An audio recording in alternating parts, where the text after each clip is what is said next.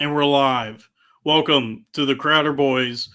Step once more into the arena of ideas. Prove my mind. This is the show. This is the Crowder Boys. It's me.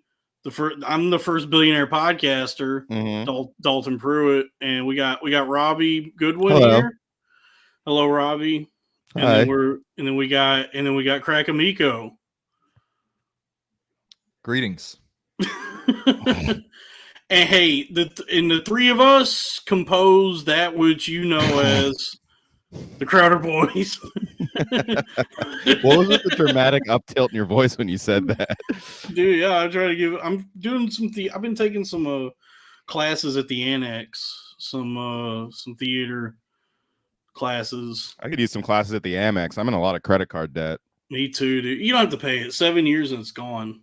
Oh, sick. Really? Yeah, and it's like, and you're renting for, like, we're going to be renting forever anyway, so it's like, we don't have to, like, the people who care about credit and want good credit are trying to get houses and cars and have nice things. It's like, as long as you're willing to just never have anything nice. Yeah, that's true. I heard to get booked, you need credits, though. That's well, you do want to have, like, a Conan or a... That should be a rule. If you get on TV, that's credit. It should go to your credit score. Yeah, I mean, what is even the value of it now? Because like, how many people do we know who got on Conan or Fallon and they still work at like 1-800-GOT-JUNK? I think it can help like the industry just take you seriously. Like you can get on festivals from that. I mean, yeah, if you want to be part of the industry, but I mean, what is the industry? I mean, like at this point, if... I don't know, Chloe Radcliffe got fucking Colbert, and now she's like at the Writers Guild Awards for. Yeah, but she got doo-doo on her face. That's true. She got doo-doo face, so that probably helps her get. Don't look like that. How you gonna have doo-doo on your face? wash your face. It is funny to get implants and not remove that birthmark. She would always brag about it too. She would go on stage and be like, I got plastic surgery, and I know what you're thinking. I should have gotten the birthmark removed. It's like, yes, yeah, dude. I think if you're gonna spend thousands, this is how I'll stand out in comedy if I have this like thing on my face. Yeah, and that's the mind of a woman in comedy is like, what do I have to do except actually be funny? The hardest mind to prove. Yeah, what can I do except actually be good at this that'll get me opportunities? I know. Mm-hmm. Big fake tits and a doo-doo streak on my face. I mean, dudes do that too. That's just the mind of like the comedian. Like everyone needs a gimmick if they're not that talented. Sure. And so ours is right-wing grifting, according to Grok. We're a debate show. Yeah, obviously. According to Grok, we're sharing our right-wing conservative ideas. I've been treating Grok like whatever it says, that's what I have to do now. Mm-hmm. Like we should turn into a right-wing show now because Grok decrees it. Right. Yeah, I would like to turn my life and decision-making over to some higher authority or entity such as Grok. It would really take a load off of like just myself in general if I could just have some AI guide me throughout my life. So I might do that. If they can put Grok inside of a sex doll, we won't need other people anymore. That'll be all we need. And then you get that Grok 3000. Dude, aren't they making AI sex bots or something? I didn't look into it too much, but there was that post that was like AI women are women, and it was all the, I guess, different women you could fuck inside of the computer now. And it pissed off a lot of women on the internet. And it's like, well, you're not fucking us. That's my argument, is like, you're not having sex with guys like me. So let me fuck the computer. And you're not gonna let me have that either. Well, then how about I take a fucking weapon to your house? Yeah. You know what I mean? You're not gonna let me fuck you. You're not gonna let me fuck the computer. It's time for violence. That's true. Theoretically, just theoretically speaking. Mm-hmm. Dalton, do you have a window to your left right now shining natural light into your face? The sun is beaming on me right now. I don't have any way to fix that. Yeah, you look like a vampire about to vaporize from the sun. Yeah. I'm just golden. Oh, we got Lily Abernathy. Yes, Lily's right. Lily Abernathy from Podcast in the chat says AI women are women. I agree with that. Starstruck right now. Podcast. I'm waiting for the merch. It's my favorite podcast. Dude, podcast is killing it. Not a lot of people know about it yet. About you, Dalton? She still hasn't done the episode about me, but I've enjoyed everything she's done so far. It's so funny. Me personally, I like to with the podcast, I like to listen to it in like 5 increments. Like I like to listen to like 45 seconds a day. It's a great way to decide for a little bit. I like that. Slow and steady wins the race. Yeah. So I can really retain everything. Right. It's like when you binge watch a show and then you're sad it's over. Yeah. You want to yeah. I just did that with Fallout. I was like, damn, I blew my wad on this. It's fun. It's good. I enjoyed it. I don't have any emotional connection to any of the video games. I always thought they were broken. I would play part 3 as a kid and it was fucking constantly crashing and nothing worked. And I was like, why do people like this? I liked Fallout 4.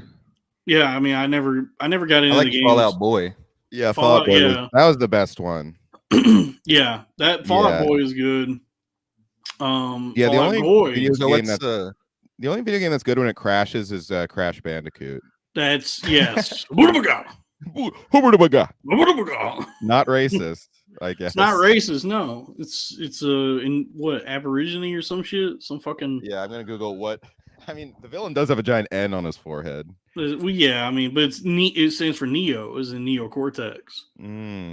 Sure, it does. That's what it means. Yeah. I haven't seen Fallout 4, but what is it like? Is it like some guys just running around like, yo, it's the end of the fucking world right now. Do you fucking see what's going on with these fucking Muslims? It's the end of the fucking world right now. Oh, you mean the TV show with Rappaport? Oh yeah, he's only in like 1 episode though. He's barely in it because his character is inside of like a fucking suit of armor the whole time, like a robot armor thing. So it's not him. It's like some modulated voice, and then the it does. Like I'm sure the show was filmed a while ago, like before any of the stuff in Gaza kicked off. But it did feel like, given the context of what's going on now, when the reveal that it's Rappaport was very jarring. It felt like when Jeffrey Jones came back for the Deadwood movie, and it's like, oh, you brought the pedophile back for the movie. It felt like that same weight to it. Yeah. Where it's like, oh damn, like you're still casting him and shit. But I guess you see like Rappaport is just acting like a total fool. No matter what you believe on his phone, like it's so unprofessional. And then years and years ago, we're talking Mel Gibson has to fucking invent his own fucking studio, and he's one of the most talented people in all of Hollywood history. Rappaport's a bum. Yeah. I consider Rappaport to be one of the most talented people in Hollywood history. He's the best at being a dickhead, which he is in real life. No, yeah, he just plays himself and everything. It's so weird. He is like a competent, I would say a good actor. No, yeah, he's a good character actor. Yeah, he's one of the guys, but he's such a fucking idiot in real life. He's such an unhinged moron. He's just a blowhard, like a classic blowhard. He's one of those guys who hates Trump because he is just like him. And what, he's just like a liberal version of like that kind of guy. Yeah, he's I mean, he's a New York loudmouth. I wish I didn't know anything about Rappaport as a person, because I always enjoyed him whenever he would show up and stuff. I was always like, oh, that guy. Yeah. And then seeing him in Fallout, I had to I was like rubbing my eyes like, oh, is that really him? He shows, it's funny.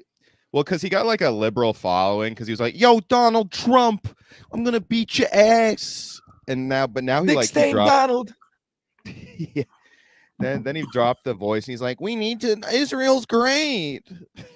So annoying. Oh yeah, he loves like, him and Brett Gelman are like similar in that way, where they like Rappaport is all of their woke points. Rappaport's better than Gelman, I would say. I think Gelman is if I had to pick one genocidal, bloodthirsty Zionist to keep around, Sophie's choice, I go Rappaport over Gelman. I'm going Borat. Oh yeah, I forgot there's more than 2. There's actually quite a few of them. There's actually a lot of them right now. Sophie's discount. Sophie's, how could I possibly pick one? There's so many good options. Can I have both? Maybe. Yeah. Two about two for the price of one. I think I can bargain with the gods. They want you to haggle with them. That's part of the Holocaust. They want you to haggle with them. Now you say I can only keep one kid, but how about two? But I keep both.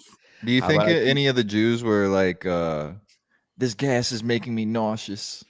Like, that must have been the loudest. We haven't even turned it on yet. Yeah. We haven't turned it on yet. About his stomach. All the Nazi guards are there. Is like, Jesus, I get like we're killing them, but all these people do is fucking complain. The shower's not even warm yet. Oh God. The water pressure. How long is this train gonna take? Yeah, that is a very Jewish. That sounds like a Woody Allen joke. Like, the train ride to the Holocaust takes too long. Yeah, that's something he would say. Yeah. He's like, I would prefer to fly. I would prefer to fly to Auschwitz. I need an Auschwitz right now. Yeah, I'm yeah. I would like to go on the record. I do think the Holocaust was bad. I agree with that. If it is real. If it actually happened, that would be fucked up. If that, well, yeah, 11 minutes in, and we're denying. Santa is good. Yeah. What's going on with J.K. Rowling's denying the Holocaust now? Oh, is that true? Yeah, I don't know. That's what they're saying. On the Twitter sphere is a why buzz. Did she only tweet about trans? Like, not that I disagree, but it's like, why did she only tweet about that now? The trans thing. Mm-hmm. I mean, I don't know. When you're passionate about something, I don't know. What do they say? Find what you love and do what you love, and you let it kill you. Yeah. So she loves hating trans people. Yeah, that's true. Yeah. And I get what think. What if Harry Potter? It was like the same world, but everybody was Jewish. Black. Oh, Jewish. Okay. Yeah, but I mean, Jewish K. Rowling. Jewish K. Rowling. Well, what does the K stand? Yeah. Okay. Let's not.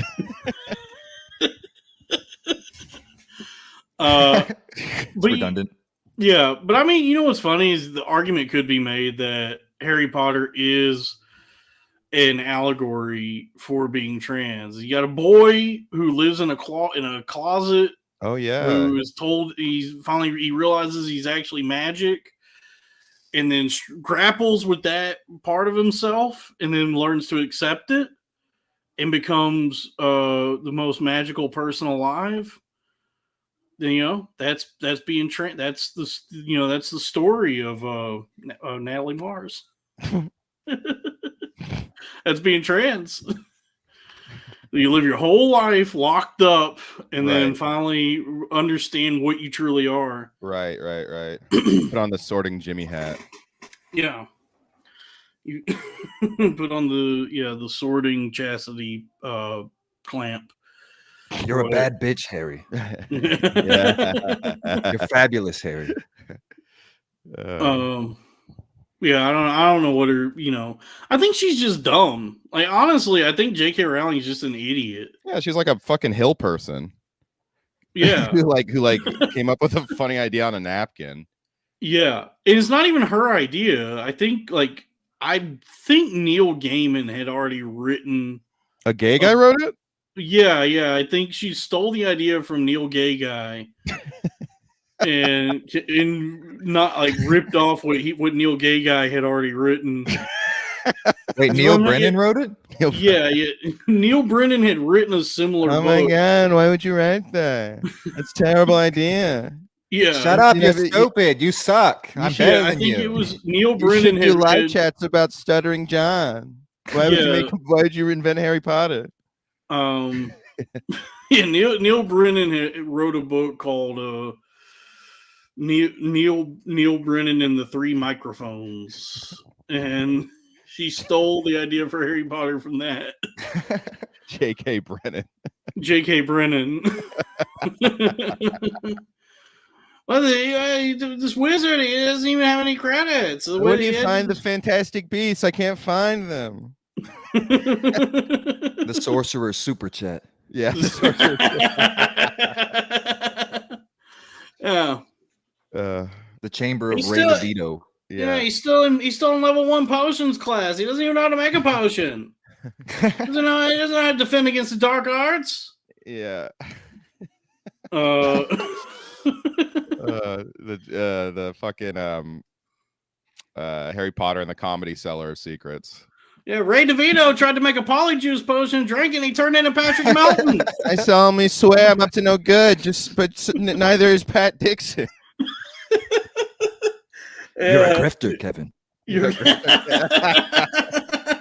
Oh my god, I know. Damn, dude, I love doing hyper specific bits. Yeah, Harry Potter, Kevin Brennan. Kevin Brennan. I guess that would make Kumia Harry Potter and Kevin Brennan. Kumia would be Dumbledore. Yeah. In that situation, I guess. Mm-hmm. Who is Kevin Brennan's mortal enemy, though? Who would be his Voldemort? I mean, I guess it would be Neil Brennan. Or Neil. Ray DeVito? I can't tell if they like or hate Ray DeVito.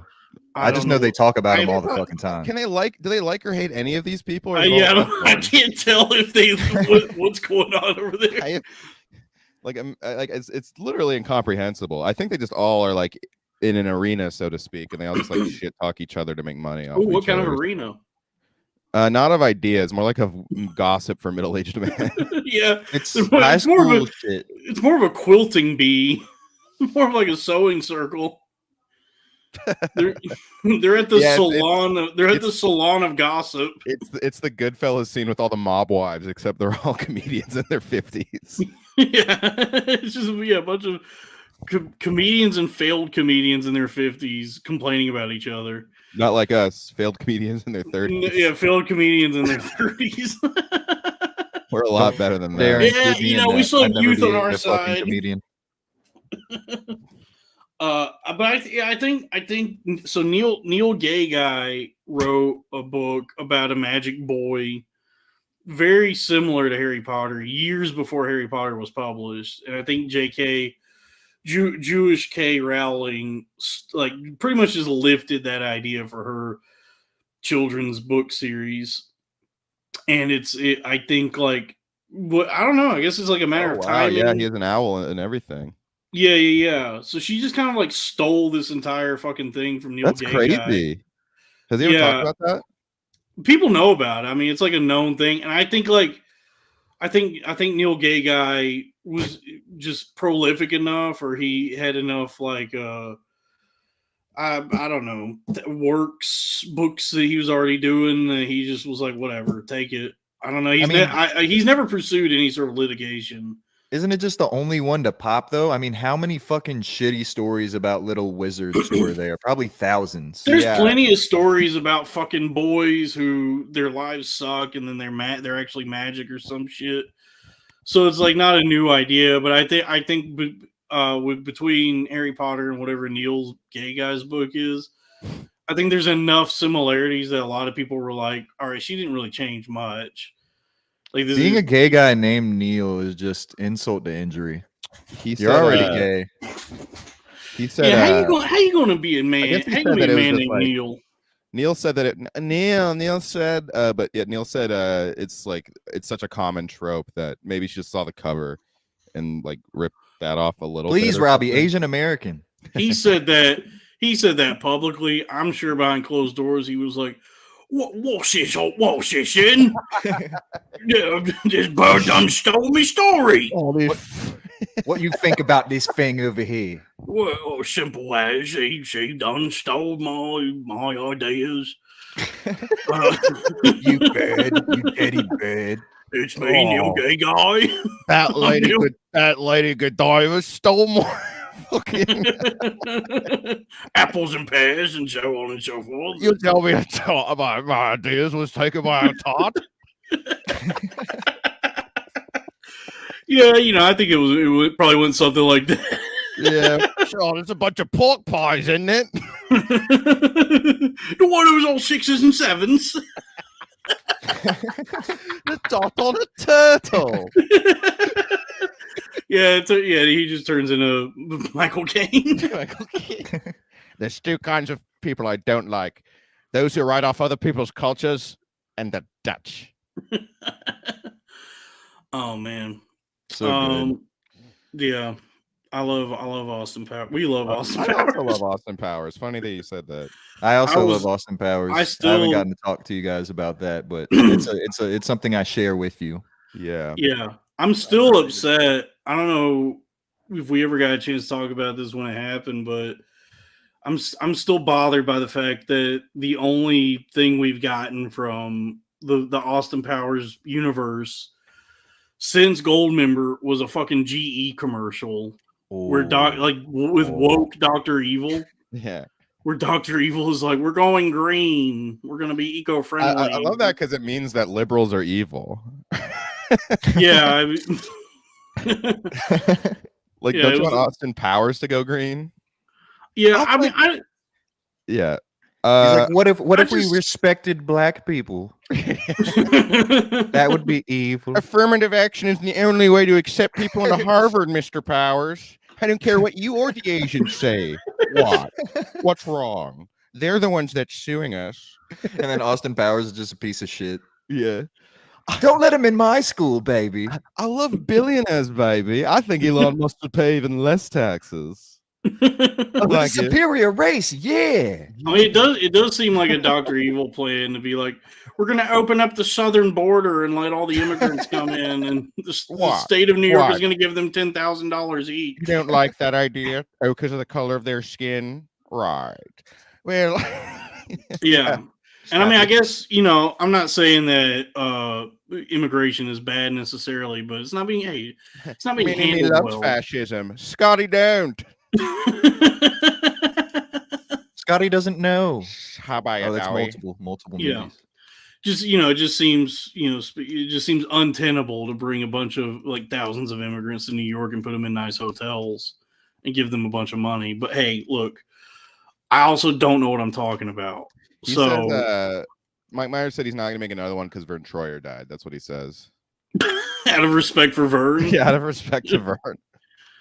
Can they eventually please, it's getting ridiculous anyway. They need to make a Halloween movie starring Mike Myers as Michael Myers. Yeah, that'd be good. Why? He doesn't talk, though. It would just be Mike Myers in a mat. Oh, this one does. It's like Kane in WWF when he started talking, so they took the hole off of his mouth on the mask. Okay. Also, and it'll be Mike Myers as Austin Powers as Michael Myers. Oh, okay. He also talks in Rob Zombie's Halloween, so as a boy. Yeah. Yeah, as a young boy growing up, white trash. Not a good movie. Take it back. It was a bad movie. Rob Zombie's not. I like Rob Zombie's Halloween's kind of. They're the gore is fun. Like the visceralness of them are fun, but I like. I mean, none of his movies are good, but also most of the Halloween movies are bad. Yeah, the best one is Halloween 3: Season of the Witch. No, I don't. I think that's without Michael Myers. No, the first one's the best one. Yeah, of course. The first Season of the Witch. That one's kind of like it is good, but I don't love I think people try a little too hard to say it's the best one. Halloween 1, 3. Yeah. Oh, I think it's just it's such a fun wild swing they took where they it's a really fun curiosity. Yeah, I'm more an Exorcist 2 kind of ass bitch. You like Exorcist 2, the Heretic? I do. Or no, 3. Sorry, Exorcist 3. Ooh, super chat from C. Oh, there we go. C Dumps, $5. No, just Mike Myers standing there with the look on his face during the Kanye Katrina thing. That was so good. And you still call it H2O? Because Katrina. They're all underwater, yeah. In New Orleans. And that was also one of the names of a Halloween movie. Yeah, I mean, say what you will about Katrina, but the water was high quality. Could you please highlight Milo's comment? What? Could you please highlight Milo Meyer? the best Halloween is you know what? That's the right answer. That's right. Yeah. That is the best Halloween. It's canon. They should have had at Katrina, instead of Mike Myers with Kanye, they should have had Adam Sandler as the water boy, because it was in Louisiana. It makes sense. And then he could say, this is actually low quality H2O. We got to get these people out of here. We're raising money for high quality H2O because yeah, you can't drink this water. We still have to get drinking water for the people in New Orleans. I don't know how to do it. I'm doing just retard voice. Doesn't he live in New Orleans in Waterboy? He lives somewhere in the bayou. Yeah, it's deep, I'm sure. I don't think he lives in like we need to get Robert Boucher Jr. Well, because it's just his Cajun man character. All of his movies, a lot of his early movies, he just took like Weekend Update bits and turned them into full characters. Yeah. By the way, I reached back out to Liquid Death. I DM'd them. They told me that the email I sent is still going to be read by somebody. That the whatever the other thing was, the on brand form I filled out that got rejected, they were like, that's just an automated thing. There's a person that so I might still be getting a Liquid Death sponsorship. So folks, you know, it's sourced from the Austrian Alps. You know, the Alps. The mountains. Austria, that's where Schwarzenegger's from, right? That's where Schwarzenegger's from. That's where Hitler's from. But too powerful. But don't hate. Man.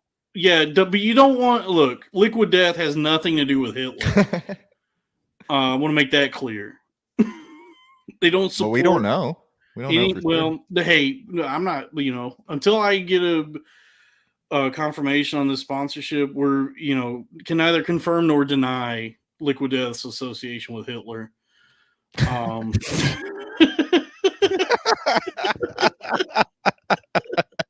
Depending on what Liquid Death says regarding sponsoring my podcast, it's up in the air. With the this is nice. Hitler's got a birthday coming up. That's cool. Did 420? Hitler's born on 420. You know? Oh my God! Breaking news: Tarantino is making another movie after The Movie Critic. It is no longer his final movie. Oh, hold on. Danny in the chat says, very hyped for the Crowder Boys Patreon. Money on the table, boys. Money on the table. It's going to be the same money either way, because when we do the Patreon, there's going to be a drop in Super Chats. There's already a drop in Super Chats this episode. I mean, we've only got one so far, so I mean, I don't know. I don't know what kind of games we're playing here, folks. But what do you think is going on here? Which way do you want to give us money? Patreon or Super Chats? There we go. Edna Krabopoli wants Robbie to do a character. Bill Martin Shkreli. Okay, if you don't want to pay for new rule, if you don't want to pay thousands of dollars for my medicine, don't get AIDS. That was my favorite way to start an impression ever, because Robbie goes, okay. Like an okay straight into an okay. Yeah, you had to warm up. It's like how people before they sing, they go like ma her. Yeah, bang bang Margang. Bang bang Margang. Bang bang Margang. Big slat shit Margang, you know what I'm saying, homie? It's been making it's real time up in this bitch, man. It is real time up in this bitch. We're the new frontier of political punditry. The Crowder Boys. So let's get into it then. I guess he's just not going to do The Movie Critic. He's just completely redoing the movie. What? So I guess he's still making one final film, but it's not going to be The Movie Critic, and all that cast rumors are out. He's just keeping Brad Pitt. Okay. Hey. $10 super chat from God's Note. To be honest, if it's wrong, I don't want to be right. I don't want to talk. If you're not, talk to me nice. Talk to me nice. Talk to me nice. I don't want to talk if you're not going to talk to me nice. Thank you, God's Note, for that very cryptic super chat. I don't know what any of that meant, and I'm scared. It's got to be a song. As the musician on the stream, I believe that must be a song. Yeah, some white people shit. I don't know what the fuck it is, but yeah, I don't know what that's referencing. Token Tony in the chat wants me to show everyone the Tupac Mar picture. I posted that to Twitter. The Tupac, it's on my Twitter. That was funny. Tupac and the Bill Maher. Yeah. Mar. Mm-hmm. All eyes on Mar. California love. Okay. Knows how to party. New rules of party. New rules of party. In the city, the club of random. We're very random. So let me go and welcome y'all to the Wild Wild West. He's there with Bella Thorne. He's like, now let it shake, baby. Shake that ass, baby. I'm gonna light this joint and you shake that ass. California dreaming, out of jail, out on bail. California dreaming. Mar got that flow. Mar walked on that bitch. I love Bang Bang Margan. Dude, Bang Bang Margan is so funny. Yeah. But even as a crack fiend, mama, you always was a black queen, mama. You gotta keep your head up. New rule: keep your head up. California love, Bill Maher. Yeah. I don't know that many Tupac songs, to be honest with you. I see changes. Yeah, I didn't really. My parents wouldn't let me listen to black people music. I was like Biggie more. I'm a bigger Biggie fan. I think he's held up a lot better than Pac, but Pac has some bangers. Pac was very important for the time with what he was about Pac socially. Make the beat that you used for the Two Bears One Grave. Yeah, that was Hit 'Em Up. Oh, that's the one right there. First off, fuck your club. This is Club Random, I claim. You claim to be a player, but I fucked your wife. Yeah, that's been funny on Twitter to see it. That clip of like teenage Tupac going around where he's being like a theater kid, and everybody's like, how you gonna tell me Tupac is gay? And I guess everybody's finding out that the guys who get into the arts might be a little soft, except for Diddy and Suge, the guys who are like made them both a thing. Well, those dudes both apparently like fucked guys in the ass. Yeah. Aggressively, but that's the hardest gangster ass shit you can do. Yeah, it sounds like Diddy's a real Omar from The Wire. Yeah, I guess instead of shooting people with guns, though, he's shooting people with his little gun. But I mean, if you're like an actual thug, an actual gangster would just join a gang. You know what I mean? Like you would like get it, like trying to be a rapper or any sort of artist is. And it seems like an attempt to actually escape that. Because I mean, look at like Ice-T now. Keeping it very topical here. Yeah, well, I mean, but I'm talking about like all the guys who 20, 30 years ago were like the hardest ass gangster motherfuckers. It seemed like their goal was that they were saying, "Well, this fucking sucks. I hate living like this, and there's got to be a way out." And now it's Ice-T's on Law and Order. Yeah, it's certainly for the time you're speaking of, like Tupac and even further back. Like that's why those guys were called the voice of the streets, because they were kind of detailing, especially like NWA is a famous one that like were perceived as gangsters, but they weren't. Like Snoop they just lived in the area. Say what? Snoop might have actually killed somebody. He wasn't in NWA, but no, I know, but I mean of those old school rappers. I agree overall. He with was the point, one. He was a NWA, he just wasn't in the group. You know what I mean? He had a nasty attitude back in the day, and he was certainly, melanated. Still is. There's also a difference between like living in the hood and catching a body and being somebody like King Von, where you're bragging on songs about the fact that you have at least 7 bodies. Like that's where the time is different now, where there's soft ass rappers. Like there's rappers that claim to be gay now, but then there's also like King Von and gangsters that are like, they with the new like clout movement, it's like these guys were gangsters and we're like, oh, I could I could become famous if I just rap about this shit. I don't even have to be really that good. Yeah, I mean, anybody who sits down and tries to figure out how to rhyme words together, that's kind of gay. To be honest with you, rhyming is gay. Bay Area, like far from where I was born. Actually, that's funny. Yeah, yeah. I don't expect former comedians to understand a talented skill. Former comedian, that is fair. It's a fair assessment. Why don't you guys just go to the fucking fair and guess people's weight? Fucking carnival trick ass bullshit. I have talent in my fucking veins that needed to come out onto paper. That's not gay. I can do Peter Griffin. That's a talent. That's a talent. I'm really good at looking at titties. Show me a pair of titties and I can look at them. I'm double jointed. Yeah. We're talented. Yeah. We're Sam talented. I think I can clean a fish. No way you can. Not a lot of people can do that. Yeah, like if I go fishing, I think I can, as long as it's not a catfish, I could probably clean it. I'll probably like scale it and gut it and clean it pretty well.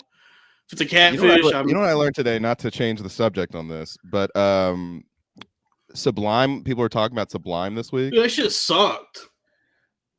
I didn't realize no one in Sublime right now was actually in the band. Oh, really? It's like a Menudo situation? Like, none of the original members are in Sublime with Rome. This fucking Rome character just took the name. And now he's not in it. He left. He left. It's the farewell tour for Sublime with Rome. And now it's the guy's son who I mean, in all fairness, anybody could take that job because the music was never good. It's not hard to sound like shit. So when that guy's son, that video was going around of him at Coachella, and everybody was like, "It sounds just like him." It's like, "What, you mean dog shit?" It's not that hard. It's definitely not hard to replicate the sound from like the vocals to the instruments. It's very, very basic. Yeah, but I mean, like that the guy from Sublime who died of heroin, his son is singing with him now. Bradley. At Coachella. Yeah, Brad Williams, and it's not. Oh, that little fella can sing. Yeah, it's not that hard to sound like fucking dog shit. Yeah, I never liked Sublime. Brad Williams' version was 12 ounces to freedom. Yeah, he died. He died from a thimble full of heroin. Yeah, he's one of Santeria's elves. Yeah. I don't practice leprechauning. I ain't got no pot to go. If I had $1 million, I'd get height enhancement surgery. Yeah, will that work? Can midgets get? Can they make them? They do have like knee lengthening surgery, but I actually don't think midgets can get it. They're because their organs are all smaller too. That's true. They got little tiny organs. You have one tiny organ, Dalton, I've heard. Like a piano, like a little tiny piano. Yeah, like an instrument. Yeah. Yeah, my girl calls it the Casio. Cassie Steele? Yeah, Cassie Steele. Or Cassie, what's her name? The lawyer. Don't dox her. Yeah, I won't say her name. Looks like Stephen A just dropped a banger. Oh yeah, did he finally respond to me? I've been trying to get Stephen A to say the word Evangelion, and he keeps ignoring me. We need to get into the ear of somebody with a lot of followers. Oh, perfect, dude. Do you think Stephen A might know who Sam Morrill is? Maybe we can talk to Sam Morrill and be like, "Yo, can you ask Stephen A question?" Oh, no, he'll actually answer you. Sam beefs with Stephen A. He always is tweeting about how much he hates him. I fucking hate that Steve. He's a fake fan. He's a fucking weird. All right, well then officially a jihad upon Sam Morrill. How could you not like Stephen A. Smith? That's fucking crazy. I know. He's a fake fan. He doesn't know anything about Stephen A. Smith has more talent in his pinky finger than you got in your entire Jewish body, Sam Morrill. I think I would rather watch an hour of Stephen A. than an hour of Sam Morrill. I would absolutely much rather watch an hour I'd rather watch an hour of Stephen A. than 3 minutes of Sam Morril. Yeah. Stephen A. at least performs. He's a real entertainer. I'd rather watch an hour of Steven Gutenberg. Yeah. So the answering. Do you feel like Anakin Skywalker was worthy of his iconic victory in the Boonta Eve Classic? Especially when he never won any previous pod races and stacked against more experienced races like Sabuba. That's a really funny one for him to. We got a $2 super chat from Drew Robbie. You want to take that for a spin? Sam Morril. New rule. If you're going to talk about basketball, you got to talk about the Knicks. We got Whitwell Spreewell. We got Jack Jaywood Bunston. We got Julius Randle. Julius Randle. We have Julius Randle. Our coach looks like he should be in a steak eating contest. New rule. Yeah. I don't like Stephen A. He's very, very scary. He's scary. New rule. New rule. If you're gonna be on TV, you can't be Stephen A. Smith. New rule. Be very, very quiet. I'm hunting. New rule. I'm hunting rabbit. New rule. I'm hunting rabbits. It's rabbit season. New rule. It's rabbit season. New rule. It's rabbit season. Yes. Steve Elmar Fudd. Bill Steve Mar Fudd. Bill Mar Fudd. Bill said, "Wait, what is this character? What is this character? Sam it's Bill Mar Fudd. No, once it's Elmer Fudd, it doesn't have to be Sam Morril anymore because it's the same affectation. No, let's do all three. It's Sam Elmar Fudd. All right, good to be here. All right, good to be here. Sam Elmaril. Elmaril. Oh my God, is that a heckle over there? New rule: be very, very quiet.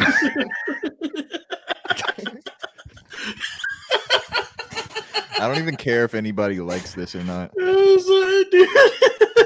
Bill Sam Mar Sam Bill Mar Sam L Mar Sam L Marl. Sam L Marl. There we go. So that's the character. It's Sam Morril, Bill Maher, and Elmer Fudd. Flip it. Yeah, new rule. It's not duck season. It's rabbit season. It's Knicks season. It's basketball season. New rule. I gotta go up all the way because I'm hunting rabbits. We got $2 super chat from Chris Mack. Quincy Jones, leader of the gay Illuminati. I'm not going to say that about the composer for Austin Powers. I'm not going to, Chris Mack says Quincy Jones, leader of the gay Illuminati. Now, I don't know what that means, my brother. Yeah. Do you guys think that the Red Hot Chili Peppers predicted now? You think they had the prescience in 1999 to predict what would be happening in 2024? Oh yeah, there's like a schizo post about that or something. Oh yeah, the big schizo post because Dom Luker tweeted, dude. Dom Luker was like, "This is the craziest thing I've seen this year," and it's literally just like psychic signs from China try to steal your mind. Yeah, they're talking about how people get fucking plastic surgery in California. Yeah. Like it's a fucking it's Nostradamus. Speeding down the 5, I gotta go to live. I'm gonna go to Burbank. I love that. Dom Luker did his own version of black guys reacting to white people music, and he's like, "What the heck? These white boys don't know. They don't know the truth. They China spying on us." The Hollywood fake the moon landing. I love that even pivoting to the right wing grift still doesn't keep you from black pondering. Yeah. I ain't never heard no Red Hot Chili Peppers before. These white boys. Don Loser. Yeah, Dom Loser. Oh. He is King Yeti in the chat makes a good point. Dom Luker is legitimately retarded, but I've learned something in my pursuit, in my grift maxing that I've been doing. That Don Luca, you have no father. Instead of Luke, I am your father.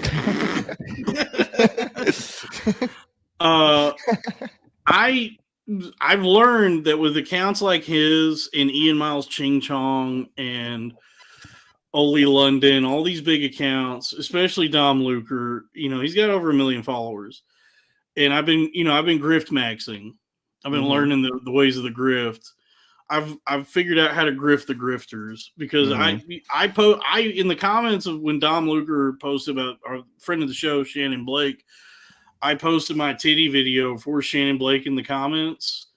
It got like 2 million views. Wow. Latching on to Dom Luker's dumbass fucking post about her. And I got like 2,000 new Twitter followers from that. So I've learned to embrace these dumbass retarded grifters and just use them to further my own career. Checkmate, king me, Dom Luker. Yeah, Dom Luker, more like Dom Spoon feed your audience.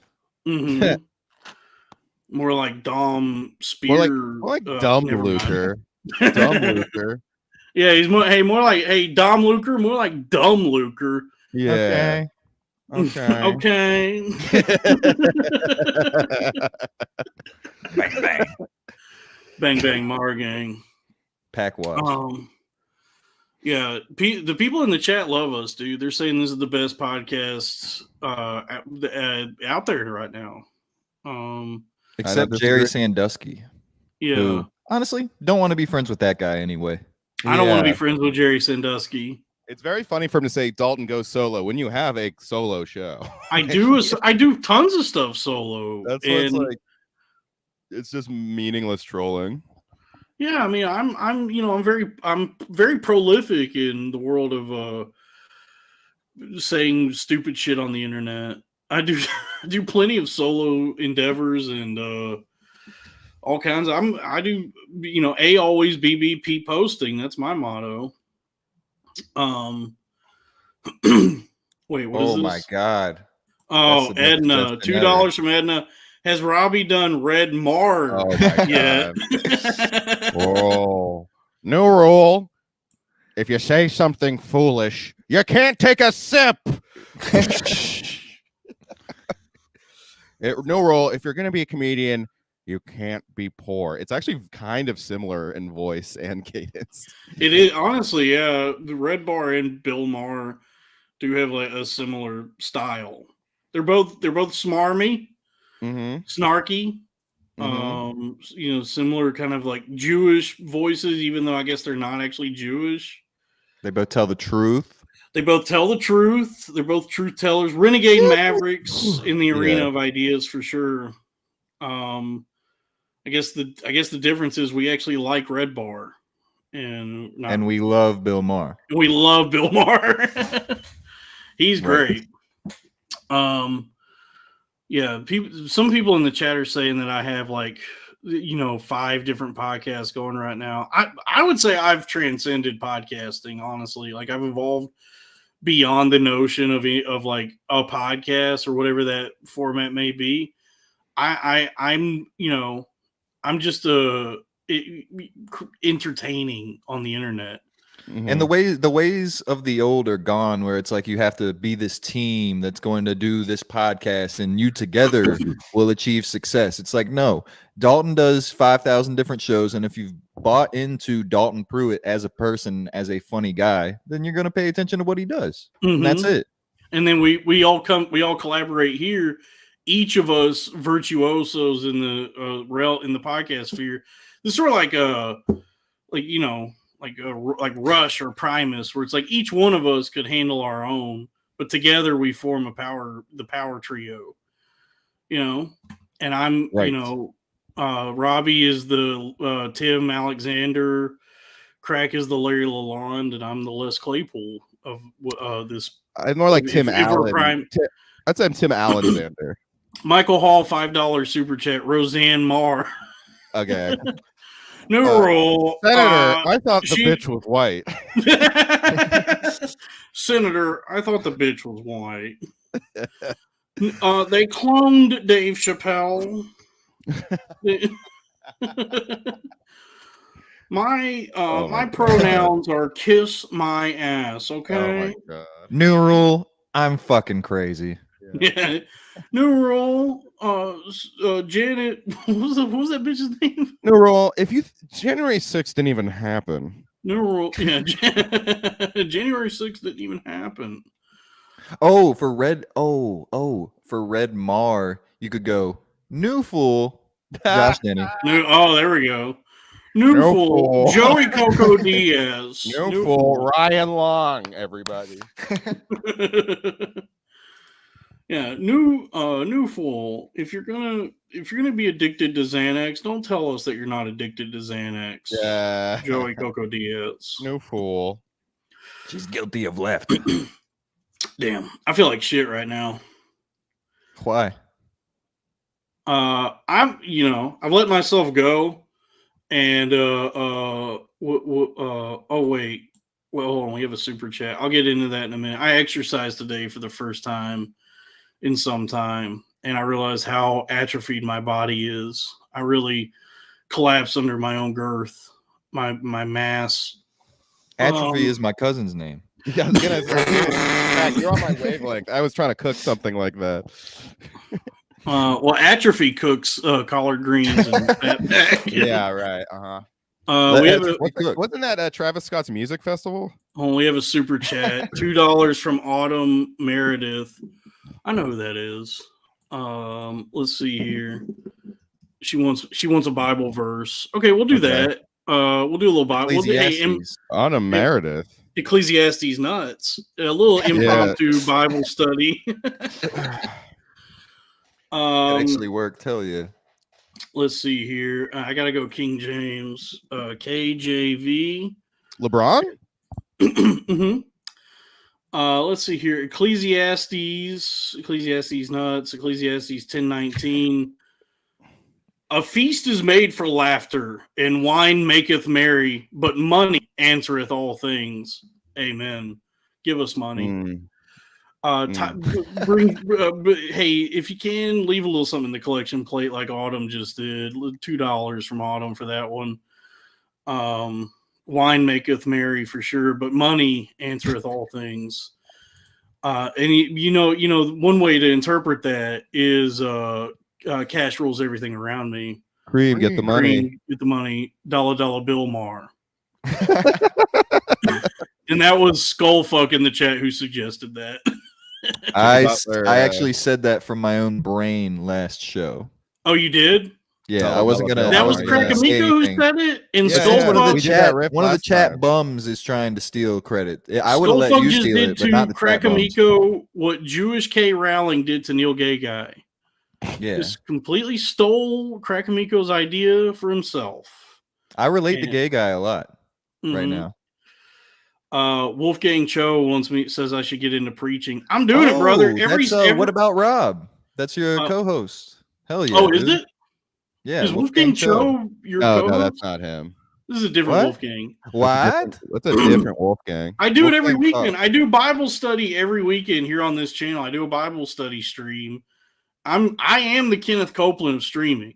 I'm doing that grift. It's just I'm just honest about it. I don't preach any sort of prosperity gospel that if you give me money, God will return your in favor. You're just gonna get, you'll just give me money. Yeah, Joel Obese. Mm-hmm. Joel Obese. Joel Obese. I'm working on it. Okay, I exercised today. No, today is the first day of the rest of your life. Yeah, it's progressive. You do a little something each day, and eventually, you're in shape. You're skinny. I just have to watch what I eat. So I probably should not have gone to the store and bought 3 bags of cereal last night. That's not going to help me with my weight loss journey. But I love cereal. I got because everything's so expensive now. I'm not getting the boxes of brand name cereals. So I got the Malto Meal brand bags of cereal. I got the Fruity Dino Bites, which is the Fruity Pebbles. Dino Bites. I got the Dino Bite. I got the honeycomb knockoff, and then I got the Honey Smacks knockoff, the cereal that makes your pee smell weird. I love Smacks. I love Honey Smacks, dude. Smacks They're fucking Amico. good. $2 super chat from Bubbler. Please give this dono to Robbie. All hail Molech. Well, we don't participate in any sort of pagan worship here. This is a Christian show, and I will definitely make sure that gets to Robbie. Yes, Thank you, for sure. Bubbler. Thank you, Bubbler. I really like your profile picture. That's such a funny meme.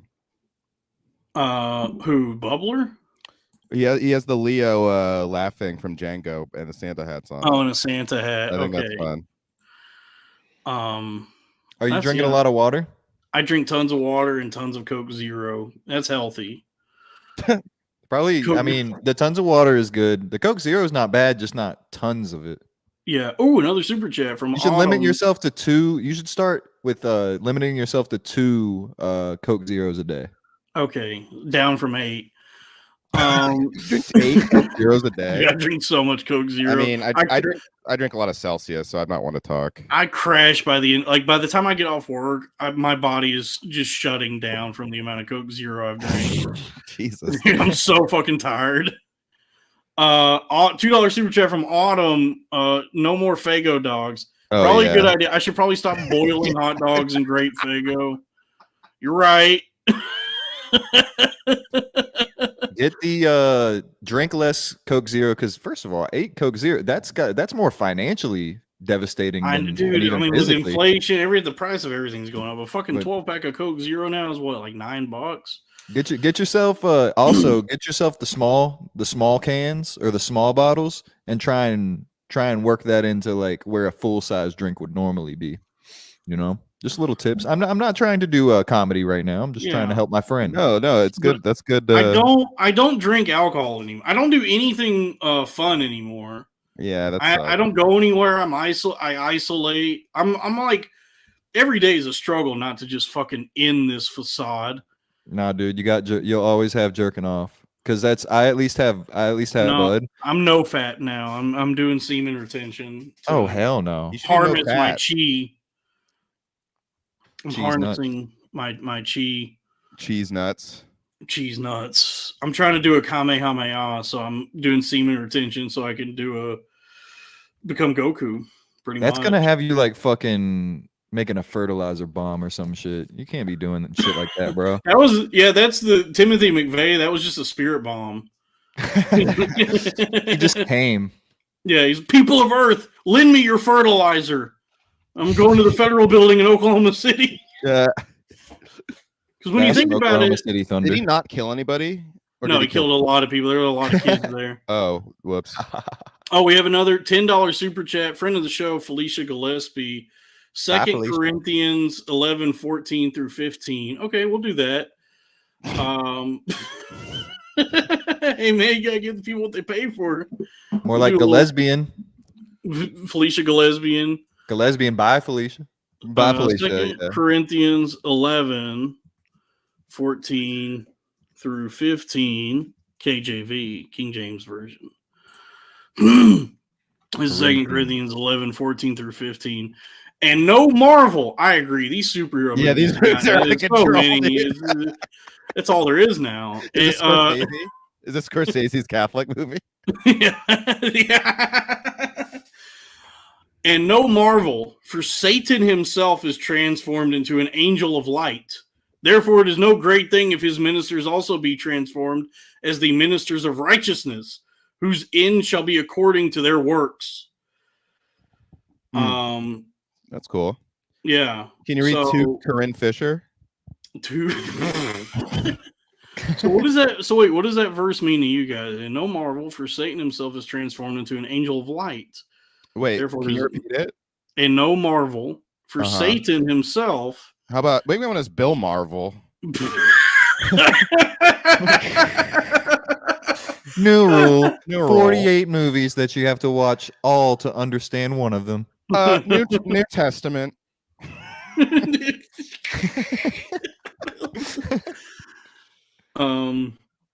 Yeah, so therefore it is no great thing if his ministers also be transformed as the ministers of righteousness, whose end shall be according to their works.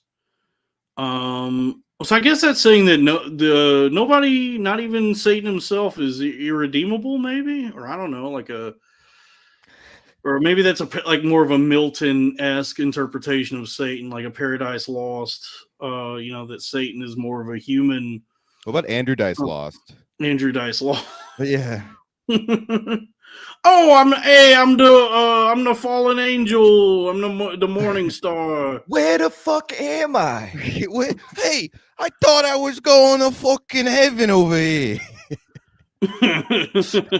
I'm over here. Wait, where the fuck am I? Mary the Virgin had a baby. Likely story. Oh. Maybe I should read a different translation. Felicia says that one didn't make sense. Oh wait. What? Okay, the New International Version does make more sense. So it says, and no wonder, for Satan himself masquerades as an angel of light. It is not surprising then if his servants also masquerade as servants of righteousness. Their end will be what their actions deserve. Oh, okay, so this is about me, the Kenneth Copeland of streaming. This is about that kind of guy, the televangelist, Joel Obese. You're an international man of ministry. Yeah, Thor. Who's that? What? You know what? What is the Bible more than God saying, "Oh, behave, everybody"? That is the ultimate message of the Bible. Yeah, behave. Oh, behave. You can't Jesus just up on the cross like, they stole my mojo. Or something like that. Yeah. Something like that. I'm Jewish. Yeah. Rabbi Evil. Dr. Rosenberg. Yeah. Yeah. Paul, the Apostle Evil Paul. Baum. The Apostle Paul says that there's only two things I can't stand in this world: people who are intolerant of other people's cultures and the Christians. But then, he becomes one of the great saints of the Bible, scripting 14 of the 27 books of the New Testament. Yeah. Ladies and gentlemen, Mr. Pontius Pilate. Yeah.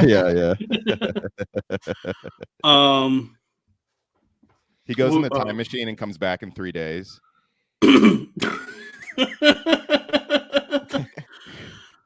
I still have pink eye. My eyes are fucked up, dude. Yeah, you look like you just cried. I've been crying. I'm like, dude, I have like my eyes have been leaking like pussy discharge for fucking. You gotta weeks stop. now. You gotta stop rubbing them, dude. I know it's driving me crazy because I know I'm not supposed to, but they keep like pussy mucus keeps like oozing out of them, and I keep wanting to like rub it off. I have eye problems, so I can actually help you on this issue a lot. You got to stop rubbing your eyes unless you got to wash your hands like every fucking 5 minutes. Get some baby soap to wash your face with a couple times a day. You might want to get some eyelid wipes. That'll help you out a little bit. Mm-hmm. Yeah. What if I stop rubbing your eyes? What if I pluck my eyes out of my head? That's a solution. Yeah. What if I just get rid of my eyes? Might make it hard to do your all-important role as a podcaster. That's true. Oh no, you don't need to see the podcast. I can be blind. I could be like Neo in the Matrix Revolutions. What would you go? Would you just go like tinted sunglasses or 2 eye patches? 2 eye patches. Yeah, dude. Right. Double Crenshaw. That might actually be what we need to go viral. Yeah, actually, if you're willing to do that for us, we'd be thankful. Yeah, let's go ahead. Let's rank the Matrix movies. Speaking of the Matrix, The Matrix, top number 1. Number 2, The Matrix Resurrection. Only good one. Number 3, Matrix Reloaded. Or you know what? Actually, number 3 is the Animatrix. Number 4 is The Matrix Reloaded. And then the 5th one, the worst one, is The Matrix Revolutions. I think they're in order good. Like the first one's best, second one's second best, third one's third best, then the fourth one. No, Resurrections is much better than Reloaded and Revolutions. I don't agree. I think it's silly. I think it's awesome. And where the fuck is Lawrence Fishburne? Or yeah, he's not in it, right? I like because the Matrix 4, the squeakquel. Yeah. Matrix 5, in the Matrix 5, the road chip. The Matrix Resurrections is 60 years after Revolutions. So Morpheus is dead. He died of old age. Oh yeah, but he's You such a don't good remember? part of it. I know, but they brought him back as a gay hybrid of the guy. It was like Morpheus combined with Agent Smith, but also gay. So he wears like Capri Sun. Yeah, just showing the chat. It's Mario Kart. Mario Kart Deluxe Edition of Capri Sun. Sorry, I didn't mean to. I haven't drank a Capri Sun in like 10 years. I've had a Capri Sun in a coon's age.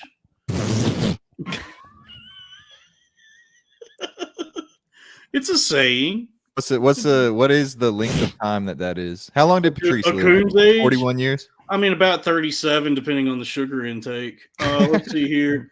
Drew Huntley, $2. Who Robbie? Morpheus? Morpheus. All right. New rule. The right wing wants you to take the red pill, but the Democrats want you to take the blue pill.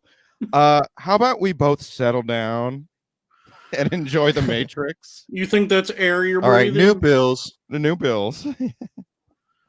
Bills. I got lots of bills. You're the one, okay? Got a pop-up on my computer. What about Morpheus? What about Bill Cosby and Morpheus? Okay. Take the pill. Just do it. I don't care which color one you take. Yeah. It's gonna be nice. We're gonna go to sleep. Neo, get down here. Neo Huxtable. Neo, get down here. Neo, whoa, come on, Dad. Come on. Whoa. Neo. That's big news. Keanu Reeves, Shadow the Hedgehog. Oh yeah, that's cool. That's me and Robbie's.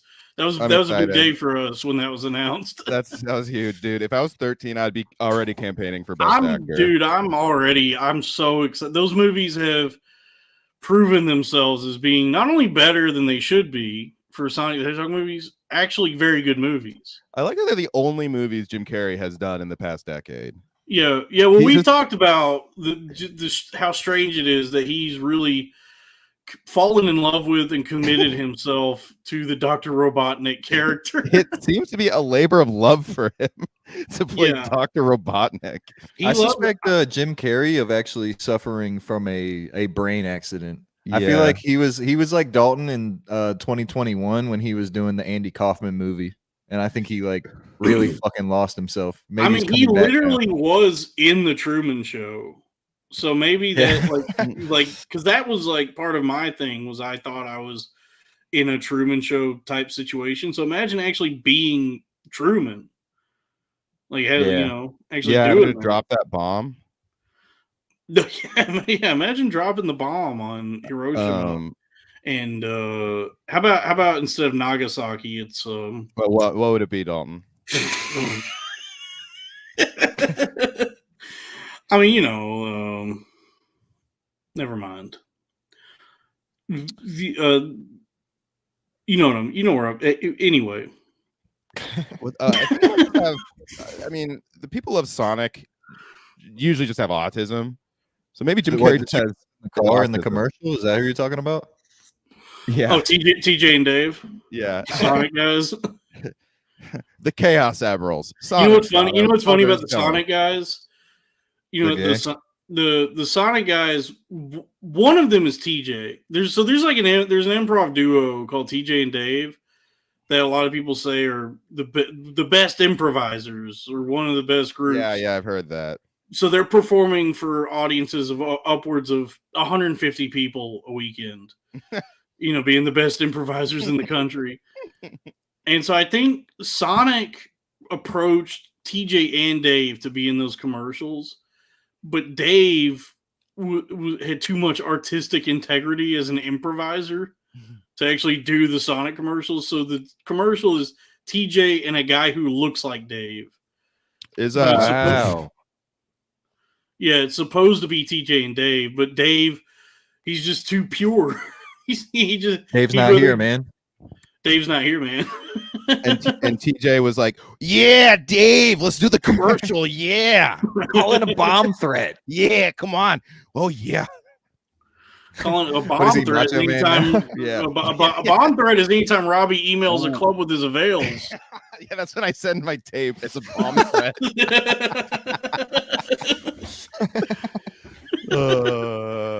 I mean, you still like, oh, we have another super chat, $4.99 from Bubbler. Please give this to Robbie for carrying the show. All hail Ahura Mazda. Oh, thanks. Oh, Robbie is carrying this one. Yeah, I mean, I walked it. half a mile today, so I'm exhausted. No, everyone's good.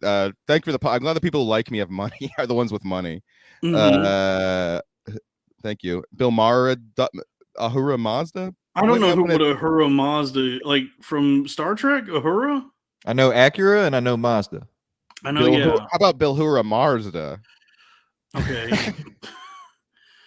Mazda makes a good car. All the Mazda, Acura, Toyota. Oh, another $10 super chat from God's Node. Bubbler, quiet sodomite. Bubbler's a sodomite. He's having butt sex. Well, that's the thing about butt sex, folks, is it doesn't feel good for either person, but it's fun because you're not supposed to do it. Is it not pleasurable?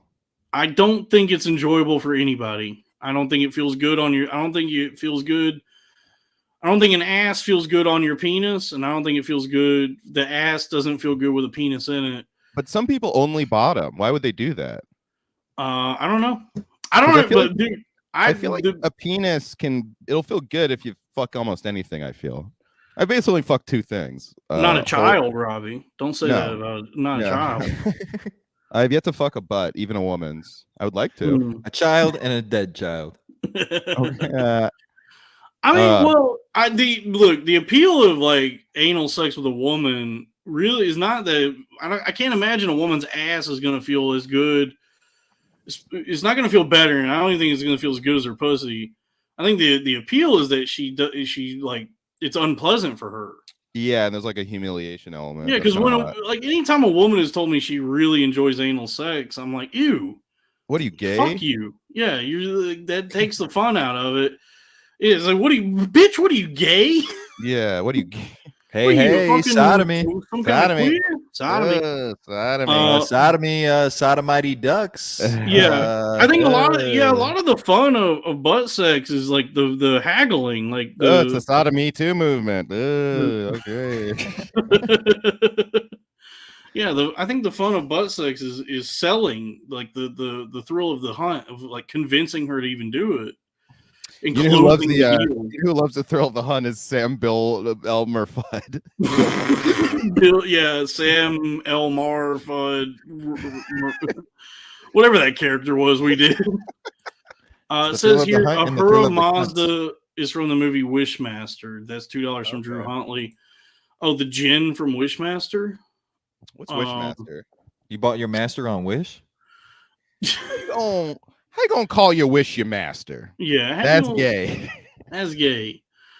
Yeah, when you buy your mask on Wish. Oh yeah, I was going with like a gay BDSM thing, but I guess a real. Oh, Robert Englund's in that. Oh, Wishmaster's good. It's got a lot of. It's a treasure trove of horror icons that appear in it. I think like Trove 34. Yes, Tony Todd shows up at one point. I think Wes Craven makes an appearance in it. Kanye West Craven? I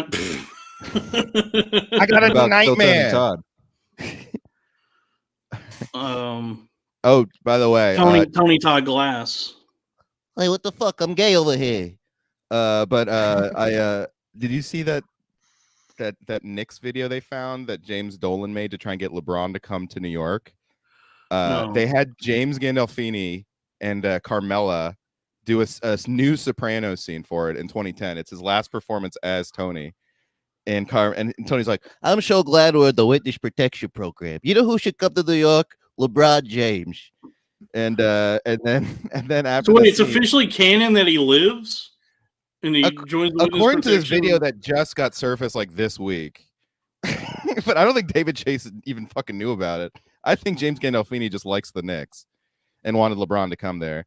But then James Dolan has a bunch of testimonials from people like his friends, basically saying, LeBron, come to New York. It's a great place. And the celebrities he gets are Donald Trump, Alec Baldwin, and Harvey Weinstein. Hell yeah, the Holy Trinity. Rudy. The real power trio.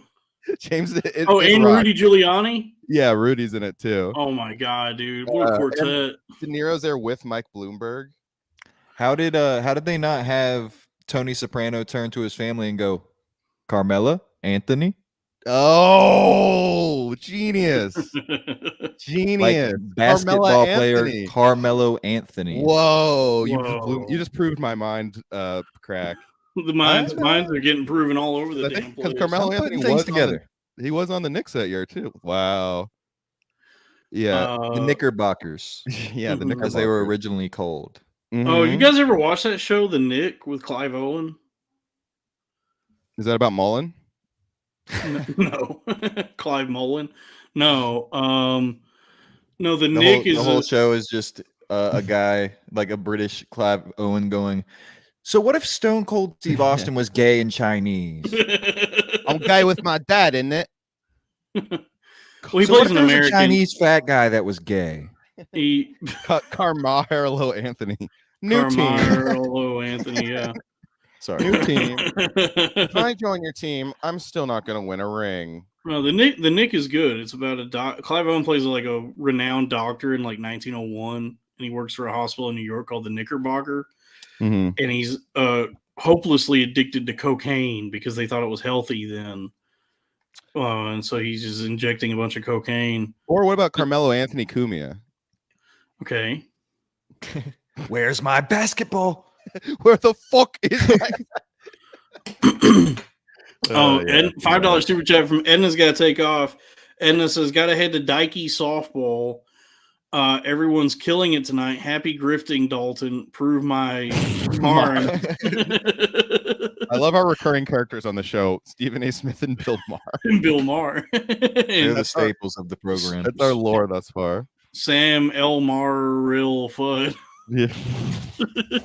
Just pure nonsense. I thought you were going to say Sam Elmariot. Sam Elmariot. Sam Mar Elliott. New rule. Sometimes you eat the bar. Sometimes the bar eats you. Also, I'm at the cellar tonight. Sometimes the Mar eats you. Yeah. Sometimes you eat the comedy cellar. Sometimes the comedy cellar eats you. Yeah, Robbie, have you gotten up at the cellar yet? What's that? No, Lev Fur did though. But they're going to reupholster the stage. Will they reinforce the stage? Yeah, well, they let him in because it's the only comedy club that he won't crash through the floor because it's already underground. If he had his own show like Louis, it would just start in the credits and he'd go into the pizza shop and just come out. And he wouldn't leave the pizza place.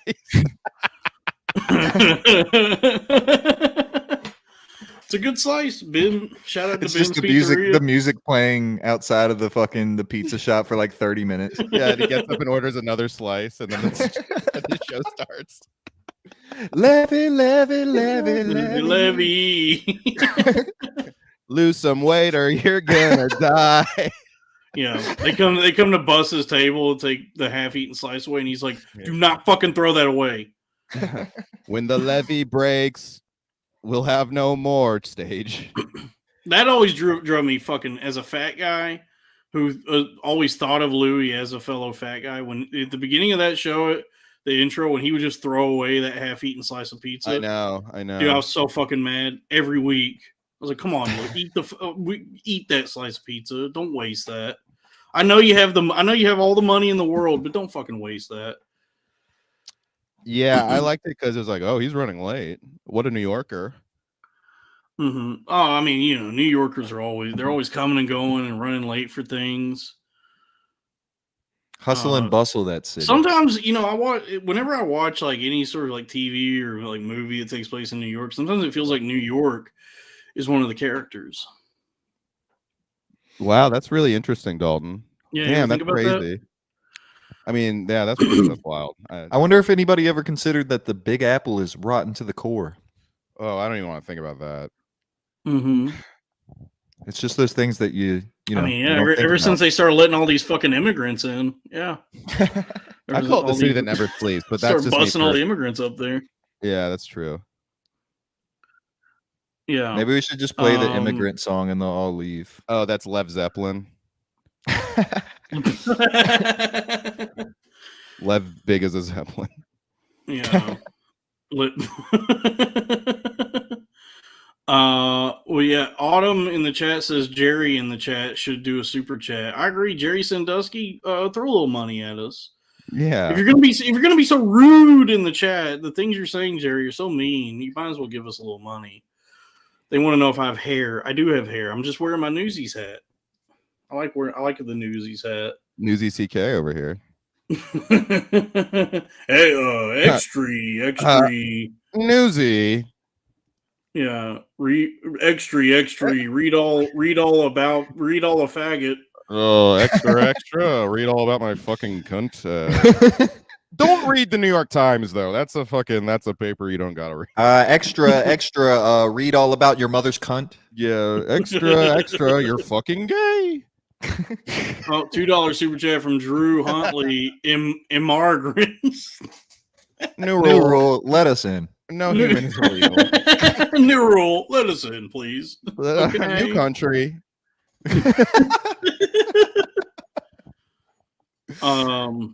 New England. That's where we're settling. Mm-hmm. Speaking of, did you see Seth MacFarlane say he's never ending Family Guy? So that's good for us. Thank God. I know, dude. That's the best news I've heard all week. Dude, we needed a win. Yeah. Ever since the crypto market was crashing, I needed some good news. And so I was very happy to see that. He also was partnering with Scorsese to do like a foundation to save like short cartoon films, animated films from like the early 20s, which is really cool. Ooh. That is good news though, because like it seems today that all you see is violence in movies, sex on TV. What happened to those good old fashioned values on which we used to rely? We're lucky there's a Family Guy. Lucky there's a Family Guy. Dude, that by the way, that thing I tagged you in, I absolutely saw you doing that. I know. Someone else 200 degrees, that's why they call me Mr. Family Guy. Yeah. I sent to my friends recently, it's going down. I'm yelling, Peter. Yeah, dude. What was I miss doing karaoke. Karaoke's fun. I love karaoke. That's like my favorite. I haven't done it in a while. Yeah, it's expensive. Cassie's been trying to do it again. I haven't seen her in a long time. Oh yeah, she's too busy. I don't know what she's doing. Having sex with her dog or something. I like Drew karaoke. There we go. Cleveland rocks. Cleveland rocks. Yeah, that's the only song available at Drew Cleveland karaoke. rocks. Cleveland rocks. No. Ohio. Ohio. Yeah. What else is going on? What's bracking? Oh, I've heard on one episode long ago of some shit that you were on, Dalton. I heard you talking about like old Nick shows. I wanted to ask you guys if you remember. I haven't heard anybody talk about the show really ever. Do you guys remember an old Nick show? There was a cartoon called Kablam. Yeah, that shit fucking ruled. That was like the that was the one that was like Robot Chicken before Robot Chicken. Yeah, they had a bunch of different little like segments, like different types of shows. One of them was like Action League Now, where they use like action figures. Yeah, where it's like stop motion with like action figures and stuff. Meltman with the power to melt. Yeah, I remember that. Kablam, yeah, that was good. Kablam was top shelf. Thank you, dude. Aging fucking blows cock, dude. Because like now that you mention that, I just wish I was like back then. Because like all this stuff still exists. You can watch it and relive your but I just feel like a fucking loser whenever I do. Like to be an adult man, like one of those kinds of guys that's still watching Nickelodeon, like Hey Arnold and shit. I feel like such a fucking moron, like trying to absolutely relive that nothing wrong with it. The only time you should feel like a moron is when you're like, which I do this with wrestling too. But like if you're just posting about it and you're making it like this whole thing like publicly, but if you're just sitting in your own place watching some old shit, fuck it. Yeah, I'll play There's Nintendo like so 64. much- I'll watch so much wrestling. I don't give a shit. fuck. It maybe this just happens to everybody. Maybe like everybody when they get to a certain age feels like everything fucking sucks that's happening now. You know what I mean? So it's like our parents, like their version of that would be like, oh, nothing is as good as Super Friends or whatever they were watching when they were kids. The Jeffersons. But it does feel like everything is like worse now. Like it feels like we lived through the best of it that anything was ever going to be. Like we got in on the tail end of it, and then like anybody born after 9/11, you're just getting fucking dog shit because everything does suck now. Well, because like that's why Conan and 30 Rock keep going viral. It's like, oh, the people just miss shit from when it was good. Yeah, people just miss when things were good, dude. Because last night I didn't think I was going to enjoy this at all. I put on that new X-Men show, the X-Men 97, and I thought that was like, Natalie Mars X-Men. Yes, she is an X-Man. That's X-Men 69. Yeah, I wish. Yes. But yeah, I started watching X-Men 97, and it was like, oh, this is like I forgot that things can be fun, like enjoyable.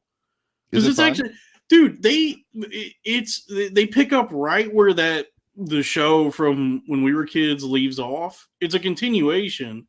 So it's the same show, basically, like the same theme song and like the similar, like picks up after whatever the show from the 90s. But it's better written and it's a good show. I don't know. I was watching it and I was like, oh, I forgot that things can be good. That's how I felt watching Fallout. I was like, oh, this is actually fun. Yeah. LeBron? This is a good way to look at it, though, is it might have been great. Like the 90s might have actually been by far the best time of all time. But you should consider yourself lucky that, one, you're still alive in general because of all the things that can happen to you. And the fact that you are alive and there's a database for all these things that you used to enjoy that you can still replay and relive is honestly... It's a modern marvel. It's a miracle. Like Belladonna and Cytheria Outdoor Squirt Fest. I'd say still X-Men 97 is more of a throwback Marvel than a modern Marvel. But I agree. Yeah, it is. But it's good. It's fun. Yeah, Dana D'Armand farting in Belladonna's face still is there anytime you want to click on it. It's still there. Come on. I didn't know me and Crack grew up with the same computer. Still there. LeBron like tweeted out like, hey, where can I watch the new X-Men 97 series? I loved it back in the days. Just tweeted it out like yeah. Where this is? Where can I watch? Where can I watch this new X-Men show? I like the X-Men. Motherfucker with the claws. They got the guy in the wheelchair, the cripple guy. They got they got Timber Wolverine. Yeah, they got the Minnesota Timber Wolverine. Yeah, the Minnesota Timber Wolverine. Yeah. That being said, I do think I hate Deadpool as a character, and I think this new Deadpool movie is going to suck shit. Isn't it funny that Marvel now is like relying on one of the Fox things that they bought to like save like the whole thing? Pretty much, yeah. Like at the time when they bought it, Fox was like the poverty suit, but now it's like, oh shit, Deadpool rescue us. Oh, hello? Uh-oh. I think Dalton might have froze. Uh-oh. Dalton? I hope he's not just like dying right now. The pink eye is taking over. Well, shit. Uh-oh. He's running this whole joint. So I know. Maybe his internet's out or something. Uh-oh. SpaghettiOs. Shit. Damn, I don't know what I'll text him and see what's going on. Maybe he'll leave and come. Well, you left at the end of one and me and Dalton stayed, so he should be able to leave and come back. Maybe he just doesn't know he's Maybe he just needs to refresh it or something. He doesn't even know he's sick. I didn't even know he was sick. Uh-oh. It's just us. Oh yeah, there we go. He's on to what's going on now. He'll be right back. You'll be right. Hopefully. Speaking of which, Robbie, since I have you here, just one-on-one. Yeah. I don't know if you saw this, but I took you to task on you saying that Adam Ray sounded exactly like Dr. Phil. I don't know. No, I said I thought it was him because it looked like him, and I thought it was actually him. Like for the first clip I saw, I didn't watch the full thing. I just watched like a clip. Maybe if he's far away. I took it as you were just saying stuff, like whatever came into your mind. No, I was being sincere. I literally thought Dr. Phil, because I watched just like a clip of it. And I was like, oh, Dr. Phil's funny. I don't know that much about Dr. Phil in the first place. So, but yeah, I wasn't lying though. That wasn't I've been guilty of like gassing up people and like maybe being insincere, but that was actually true. That might speak. I wasn't even saying that like you were just like trying to dick suck or anything. I was saying literally just like your brain, like you're just saying shit out of it.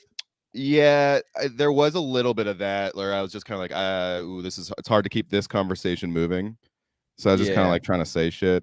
But Adam Ray's impression of Dr. Phil is fucking terrible. I really haven't watched a full thing. Is it bad? I can do a better Dr. Phil. He's doing a like poor attempt at a Mr. Mackey.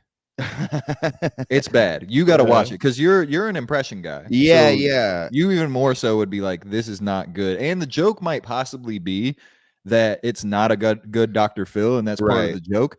But that's not what people say. People are like, this is the best Dr. Phil impression ever. Oh, that's funny. Yeah, it's the best fucking impression ever. It could be like an SNL thing where it's like the makeup is really good, and people think the impression's good because of the makeup. Maybe. I don't know. It makes me sick. I don't like Adam Ray. His face is fucking, he's got a stupid fucking camel face. I don't like it. I think he's going to be at Skankfest and I'm going to shoot a fucking arrow through his chest. Oh, yeah. I really don't know that much about him. Why do you hate him? I hate the way he looks. I hate that he's successful. I assume he's Jewish, which makes me not like him. Adam. And I don't like that he lives in Austin. I don't like that he's in LA. Fuck. I don't like those guys. Yeah. Even if he didn't, he's in LA. Either way. It's fucking gay. He's on my shit list. I don't fucking like him. But I hope, I don't know, maybe you saw I defended my plaintiff, your co-host Wolfgang, from the criminal mastermind Jared Liar, who was just terrorizing your set. I don't know how that felt in the moment, but the fact that this like high energy improv guy is just like on his phone in the middle of your show, you guys should have fucking nailed him to the wall and let him down when he apologizes. Yeah, he was calling an Uber in his defense. He wasn't just like checking the internet. But there was enough information there, in the cuts to know that he got there late. Yes. He got there late, left early. Yes, because that's disrespect. Well, he took the wrong train. So he got there late, and he apologized. He should have. He should have. Yeah.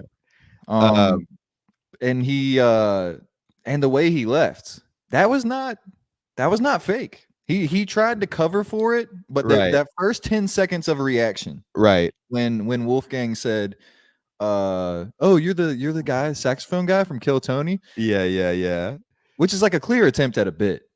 Like for a comedian I think Wolfgang was trying to not to like defend. I mean, it's funny. What I found funny about it was like Jeremiah did call out some things about Wolfgang I do find kind of annoying sometimes. Like sometimes he does like interrupt and change the subject a lot.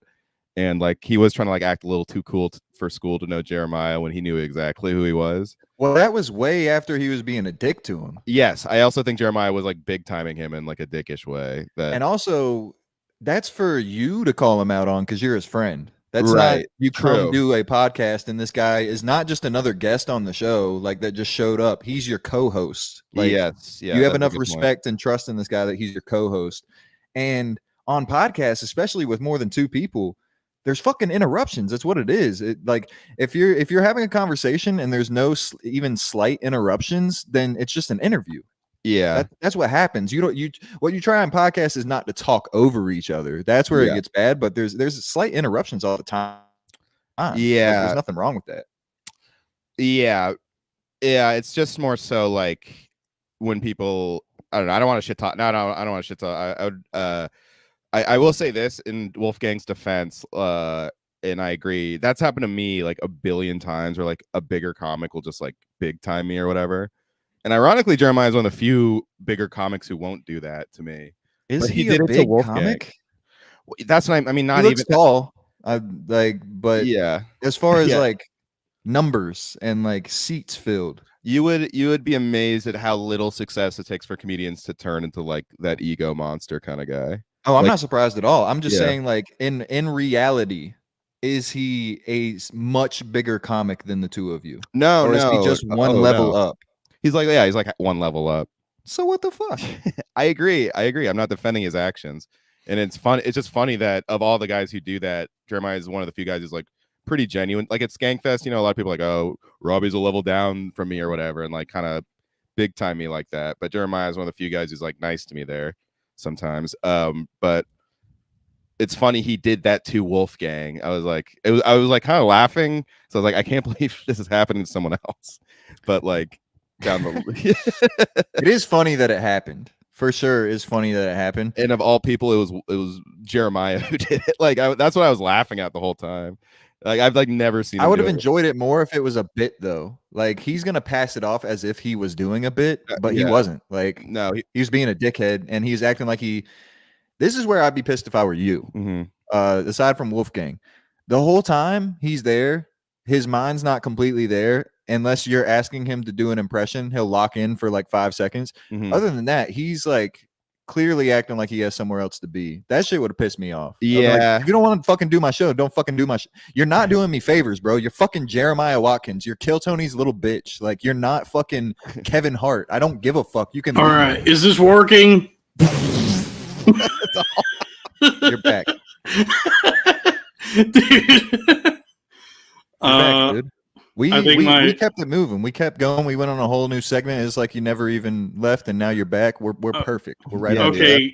That's what Okay. Well, let's get some super chats going. I'm back. Let's get, dude. The power just like went out. Everything like it's almost. I guess that's what it feels like to die. I had a real Tony Soprano, like Sopranos finale moment because everything just went black, and I was like, "What the fuck just happened?" Don't stop. Made in America. Yeah, so I have it on my like Wi-Fi hotspot on my phone, so I'm sure this will be good quality. Hotspots are usually actually pretty decent for streaming. Yeah. Internet is that's my whole like Dom Luker conspiracy theory is that internet everywhere in this country could be like so much. They got some fucking internet technology they're keeping from us, and they're just doling out what they're willing, like what they want to us, and throttling it. Yeah, making us pay exorbitant prices for it. When we could have just free, clean, fast internet, all of us, and they, Spectrum doesn't want us to have that. Yep, it's like the cure for cancer. We know it exists. Yeah, we know it exists. Drew, $2 super chat from Drew. Do you have a book of Marimon to read from? New rule: if you're gonna have sex, just stick it in and don't move. Okay. New wives. New wives. Yeah. Mr. Wives. My wife. Oh, what about Bill Morat? Bill Mallrats. Bill Mallrats. Bill Mallrats. Okay. Okay. All right. I'm Laurel. I'm in the mall with this Jay and Silent the Bulbs. It's a sailboat. Show me Silent the Bulbs in Vigine. New rule. Yeah. I'm trying to, dude. I want to get back into reading and writing. I should write stuff. Like, if I started a Substack, would people subscribe to that? Or is that is the optics on that bad? Is Substack too gay? You'd be more like a Subway stack of pancakes, Dalton. A Subway stack of pancakes. Yeah. I wish we lived in a world that Subway also had pancakes. I wish I could get my sweet onion chicken teriyaki on a short stack.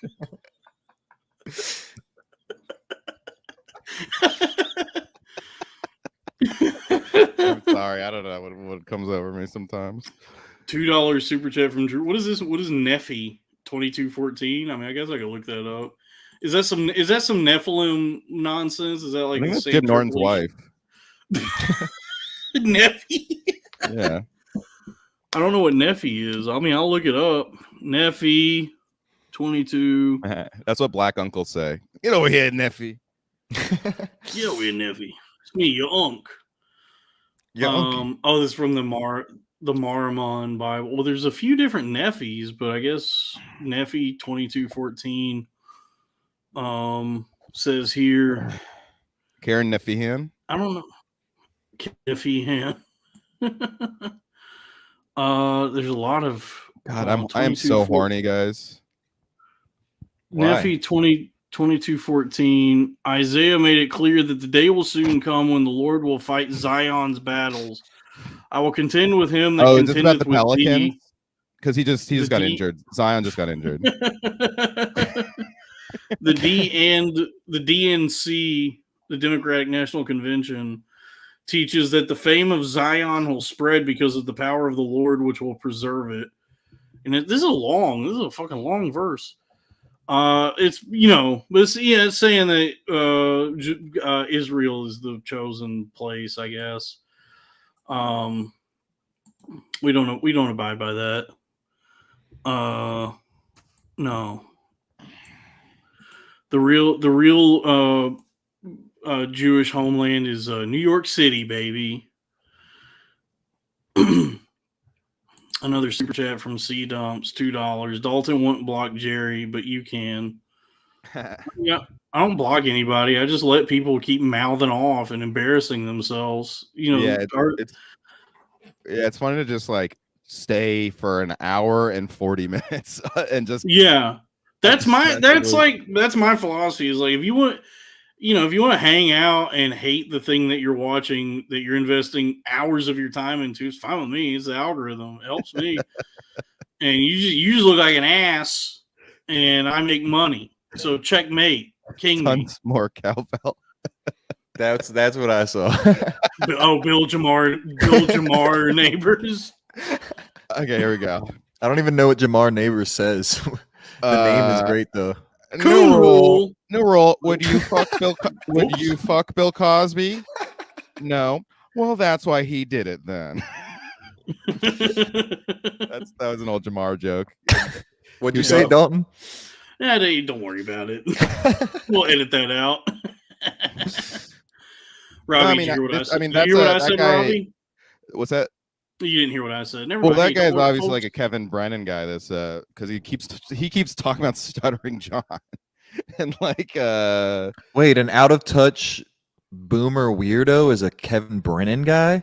No fucking way. That guy is what all of Kevin Brennan's chat is every single episode. A picture of Joe Biden with the name Jerry Sandusky. That's fucking hilarious, dude. Yeah. Very How did you even very think funny. of that? Yeah, I mean, these guys do just embarrass themselves. That guy shares pictures in a group message with like his uncles and his dad of like pictures of like Biden's America. Yeah, here he goes again. Hey, have you guys seen this? I'm calling Michelle Obama Michael. How funny is that? Yeah. If you like Trump, or if you are really into Trump or Biden or really against either of them, you're a fucking nerd. You're a loser. Oh my god, it's like it's no different than fucking like a Comic-Con or people cosplaying anime. Like your interest just happens to be very boring and have no value. Yeah, that's the difference between you and a nerd that likes something cool. Yeah, or like it's just sports for people who are not athletic, honestly. I can't fucking stand these dickheads. We should talk about the woke mob. Oh, dude. I mean, you found a treasure trove of shitty fucking comedy, dude. That rocks. Oh, yeah. It took me a second to realize. Dude, when I clicked on it, I was like, this is 40 minutes long, and that's the edited version. That's the highlight reel. That's the highlight reel. There's like 2 hours of that shit. For those that don't know, this is a gold mine. Robbie found a video. There's the woke mob live variety show or some shit that Jake Flores did back in like September. And the what Robbie posted in our group chat was like 40 minutes long. I was like, Robbie, this is 40 minutes long. And then I went to that channel. That's the highlight. That's what they thought was the best out of like a 2-hour fucking in show. the highlight reel, there are so many bits of them bombing and like awkward silences and shit. Just dude, it reminded. I've been to so many comedy shows like that where it's like those kinds of people performing for just like their friends and thinking what they're doing has any fucking value, and it's just the biggest pile of dog shit you've ever seen. Yeah, did you oh, hold on, $20 super chat from Michael Hall. Damn. yeah. Jerry Sandusky stinks. Robbie is funny. I agree. Yeah. Well, I'm sure Jerry Sandusky's he probably did stink with all that bussy on him. The stink of bussy on Jerry Sandusky. The stink of bussy. The stink of bussy. A memoir by Jerry Sandusky. That the woke mob that made Comedy Fight Club look like Mr. Show. Whoa, dude. God damn. Wow, dude. Oh, dude, what a brutal takedown of both. That was holy shit. And I love Mr. Show. It's one of my favorite shows ever. Yeah. Hey, we love Comedy Fight Club. We over did here. too. It's finally good again, actually, but that's fucking awesome. That's so funny. Is it back? Is it back at Applejack's or yeah, it's back at Lucky Strikes. Yeah, it never should have been in an actual comedy club. It should have always been in the basement of a bar. Yeah, it's way better. It's like the vibe is a lot better there. CFC consensual fucking consent. Yeah. Yeah. Shout out Matt Marin. But yeah, the woke mob. Dalton, did you just get PTSD to those shitty like Brooklyn alt shows? Yeah, those shows where it's two dipshits on stage trying to do banter with each other and nobody likes it. Oh, it's so uncomfortable. Yeah, the whole thing was kind of like uncomfy. Dude, I got added. I'm in some group chat that's devoted to just hating Jake Flores. Really? Yeah. And I'll ask him if they, if we can add you. But I was telling them today because he used to come through Fort Worth every now and then when I was like tooling around there. And this was before he went off the deep end. This was before any of that shit with Skanks or any of the drama Dusty started kicking up. He used to come through and he was like good at stand-up. Like he understood how to construct and perform jokes. I've never seen anything like this where the more he's pursued stand-up comedy, the more he's done it, the worse he's gotten at it. He's really fucking bad at it now. I've never seen that. I've seen people who fucking suck shit who do it for a long time and they get to the point where they're like kind of competent. I've seen that where it's like, well, he's not good, but he's better than he was a fucking 5 years ago. Flores has gotten much worse at it. He's like downgraded. He's de-evolved to like worse than most open micers I've seen. It's pretty remarkable. I agree. I think that's a couple of things. I think, when he's in New York and Brooklyn, whatever, doing mics, I think he still has like a bright-eyed, bushy-tail kind of mindset of like, even if you're a comedian and you don't care what people think, you still have a little bit of like, well, I want people to think I'm good, at least. Right. So then you kind of start to lose that a little bit. And you get to a point where it's like, well, if I'm like treating this like I don't give a fuck about it so much that I'm not even really doing good, nobody can say I'm bad because it doesn't look like I'm trying. Yes, that's a great analysis. Because Jake is so concerned with like looking cool, which really backfires. And he's the least going up saying shit. He doesn't even try. He's the least cool looking person I've ever seen. He not only is he not like measuring up to whatever this punk goth thing is he's trying to do, he doesn't fit that mold. He also is like, just as a human being, looks terrible. He looks like a homeless John Lovitz. Yeah. Oh, we have a super chat from Autumn. $9.99 from Autumn. Galatians 5:12. Well, let's look that up. I guess, we're gonna do a little Bible study. Some more Bible study, I guess, until my power. I'm gay. Yeah, in that he roast stinks battle and he clip. looks very bad. He is- has like a Apatow-esque figure. He also looks like, you know who he looks like also? He looks like Maury from Maury's Wigs and Goodfellas. He looks like that guy too. You know what I'm talking about? Wait. Yeah, that guy. Like, come on, I need the money right now. You're gonna get your money more. You're gonna get it. Just settle down, chill out. He's great. I want my cookie. I want my fucking cookie, Robert. Come on. You're gonna get it. Don't worry. We're just gonna come on it first. We're gonna give you a little taste. It says here, Galatians 5:12. I would they were even cut off which trouble you. Ray Liotta's in the shower, and it's like, Jake Flores has moved out of New York. And he's like, we did it!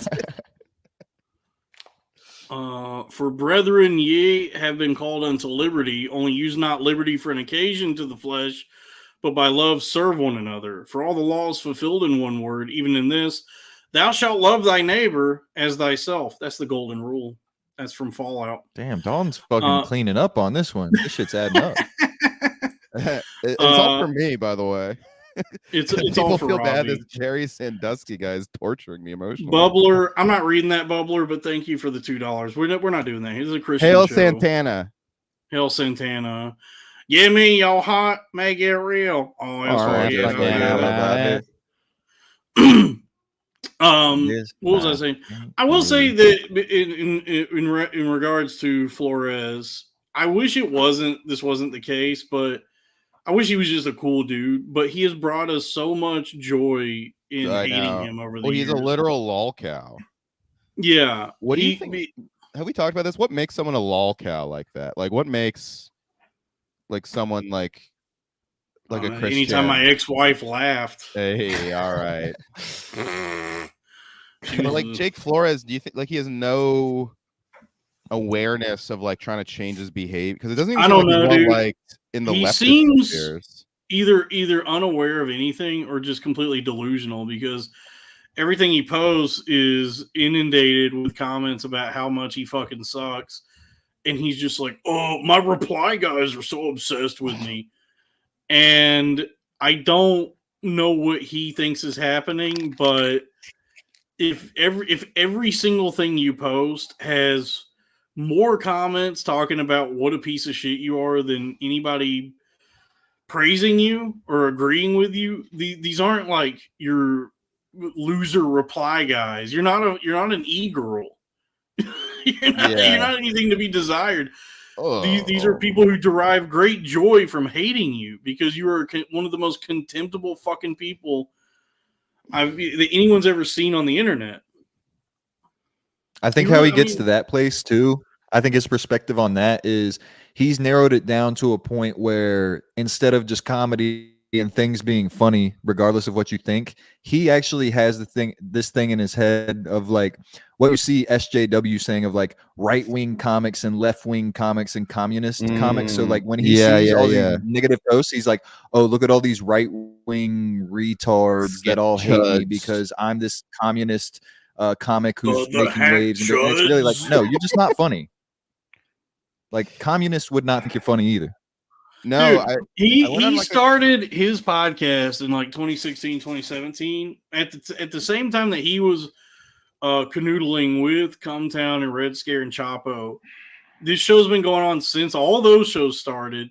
His podcast on Patreon is, I think, barely scraping by like $3,000 a month. Yeah, I checked. I checked TrueAnon, which is like a leftist or on that spectrum. They do like some pretty good stuff sometimes. I checked their Reddit and someone did a Jake Flores thing and everyone's just like, yeah, ignore him. Like it's like he's like not anyone even care. Like even the comedy sphere doesn't give a fuck about him. The best thing you could do with him is just ignore him. We just get off on gawking at him, even though it's like very psychically unhealthy for us to even pay attention to anything he's doing. I derive a great amount of joy from going into his comments and dressing him down, because that's a lot of people just hit him with the, oh, you want another cum cookie, or they talk about all that. Yeah, I accurately troll him. I post I get to the truth of what's actually going on and cut him to the bone. And we're in a way that's doesn't just come off as one of the hack chuds he's used to. This is an educated man coming in there and telling him and letting him know what's up. I'm Nick Cage in Pig, and he's the fucking dipshit chef that I'm telling doesn't know. That's such a great scene. I forgot about that. It's one of my favorite things that anyone's ever done in a movie. It makes me weep with how beautiful it is. What a great movie. Great movie. Pig. Everybody go check out Pig. It's about my ex-wife. Yeah,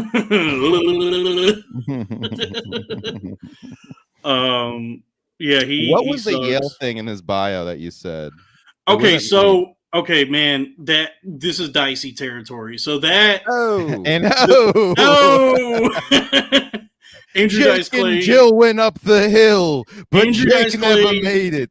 A lot of people don't know this. Andrew Dice Clay is an adjunct literature professor at Yale, and he taught some of Jake Flores's tweets in his summer course.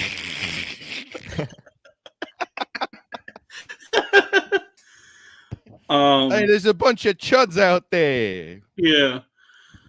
No, doesn't it seem like this is the last season of America and the writers are just making it up? It was Jake Flores who tweeted that. Anyway, papers are due next Wednesday. Double space indentations. Oh my god, that's so MLA citations, bibliography. You know how it goes. Hold on. So you came on a cookie, then you fucking ate it? Okay. I mean, why?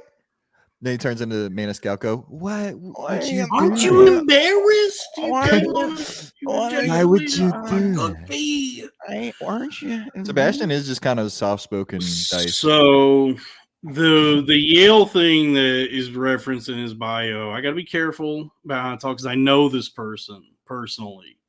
And we were friends for a number of years.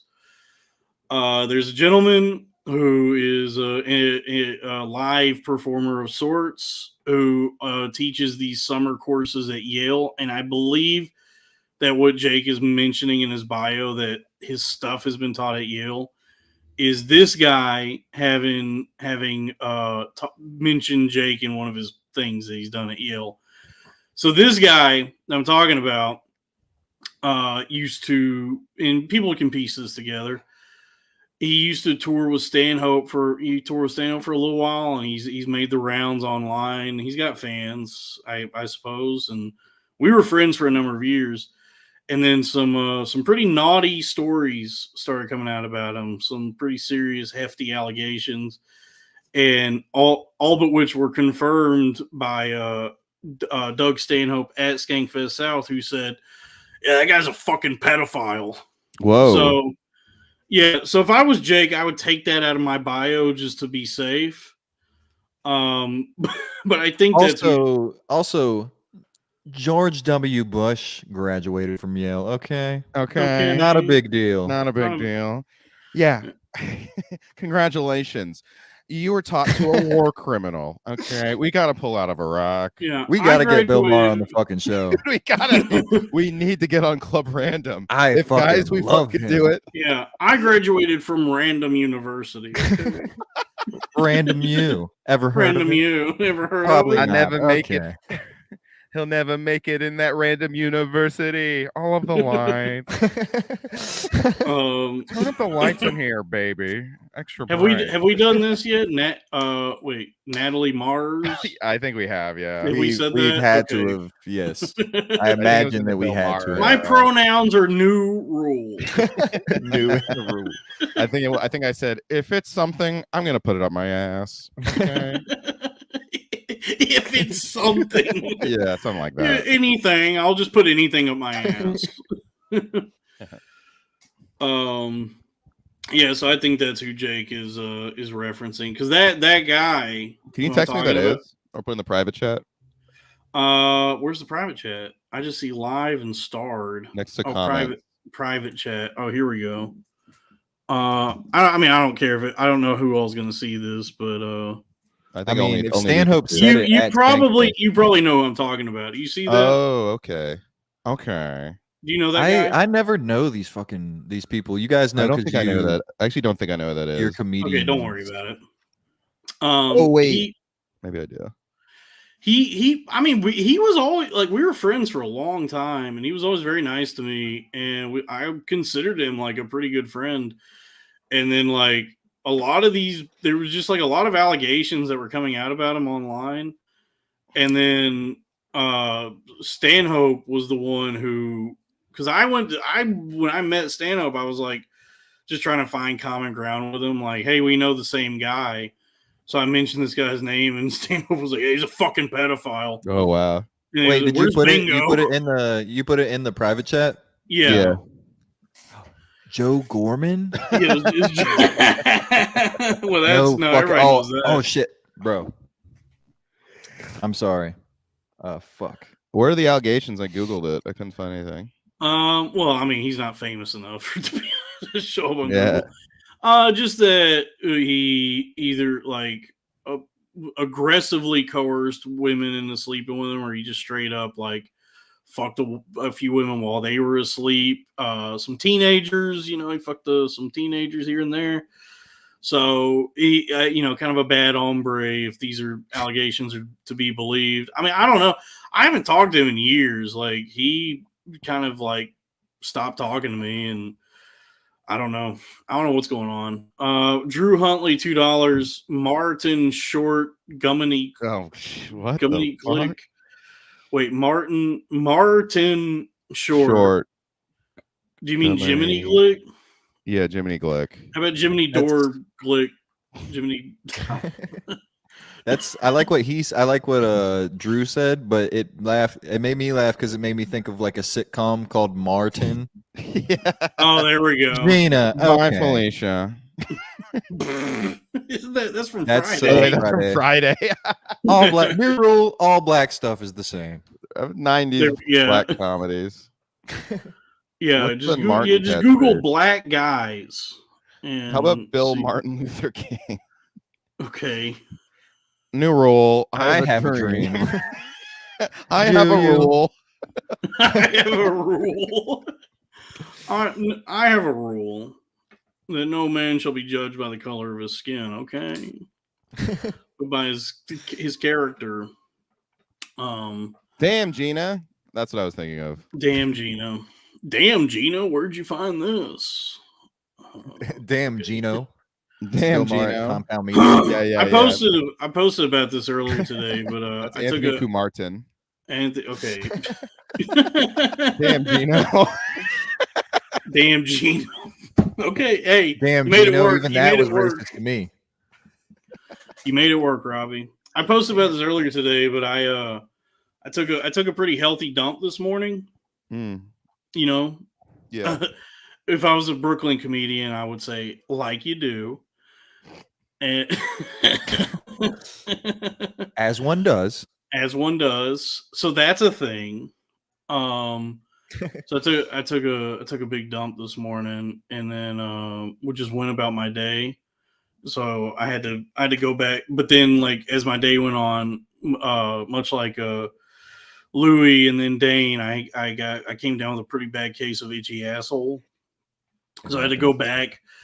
You ever do that? You ever have to like go back to the toilet just to wipe your ass? Marty, we have to go back to the toilet. Have you guys never had that? Where you gotta go shit. Where you gotta go back to the toilet just to do a wipe? Yeah, absolutely. It's called a swamp ass. Yeah, dude. I had to go back. I had to go back to the toilet just to wipe my ass again. And it was shocking how much I had missed the first time. See, I don't think you missed. This is what I think happens. I don't think you missed the first time. I think you probably did a good job if you're anything like me. And then I think time goes on and it starts to kind of like sag a little bit. It starts to sag a little out of your bunghole. So you're positing that there's doo-doo in the canal that hasn't made it to the hole yet. And so as I walk around and go about my day, gravity pulls the dookie that's left from my insides to the outer rim of my butthole, and that's when it starts to itch. Because it's never a piece. It's just like a little bit. I think the walls are coated and you can't reach. And as the day goes on, the coating starts to lower through the rectum. It's a smear. It's a schmear. Yeah.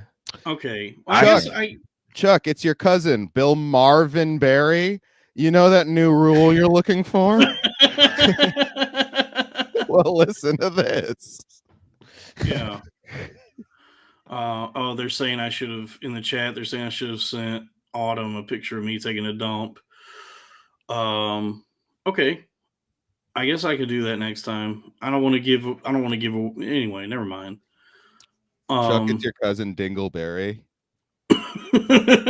Somebody said Bailey J. Leno. She just takes out her dick and she's like, "Have you seen this? Have you heard about this? Have you heard about this? Okay. Hey, have you sucked this? Why don't you put that in my ass? We're gonna do a little jaywalking. What is a woman? Yeah. Can a woman have a big cock like me? Yeah. I mean, Bailey J doesn't have a big cock, but it's a good size penis for sure. She whooped out a dick that was bigger than mine. Mm-hmm. So I had to do a rewipe, and do you guys go back to front or front to back? Are there actually people that go back to front? I go back to front. I do back to front. What? I think, yeah. I go back to front. You wipe the shit towards your balls and your tank? I lift my balls up with my left hand and then wipe forward with my right hand. Are you guys fucking insane? No. Yes. Yeah, I mean, I'm a little twisted. You're a little dark and twisted. That's what Grok said. Everybody wipes front to back and nobody bats an eye, but one man wipes back to front and everybody loses their minds. I bet Tom Segura wipes back to front too, because he's pretty... I mean, that guy's pretty dark and twisted. Oh, I heard about that. Yeah, it's like Anthony Jeselnik, Tom Segura. Those guys, they don't. They'll make some jokes now. They'll go there. I guess the issue is how do you wipe front to back? Like I've never figured out the logistics on. I don't know how. What do you mean? Like because back to front, I just have to like put my hand through the hole between my legs and then reach back and. I'm trying to think how I would wipe back to front.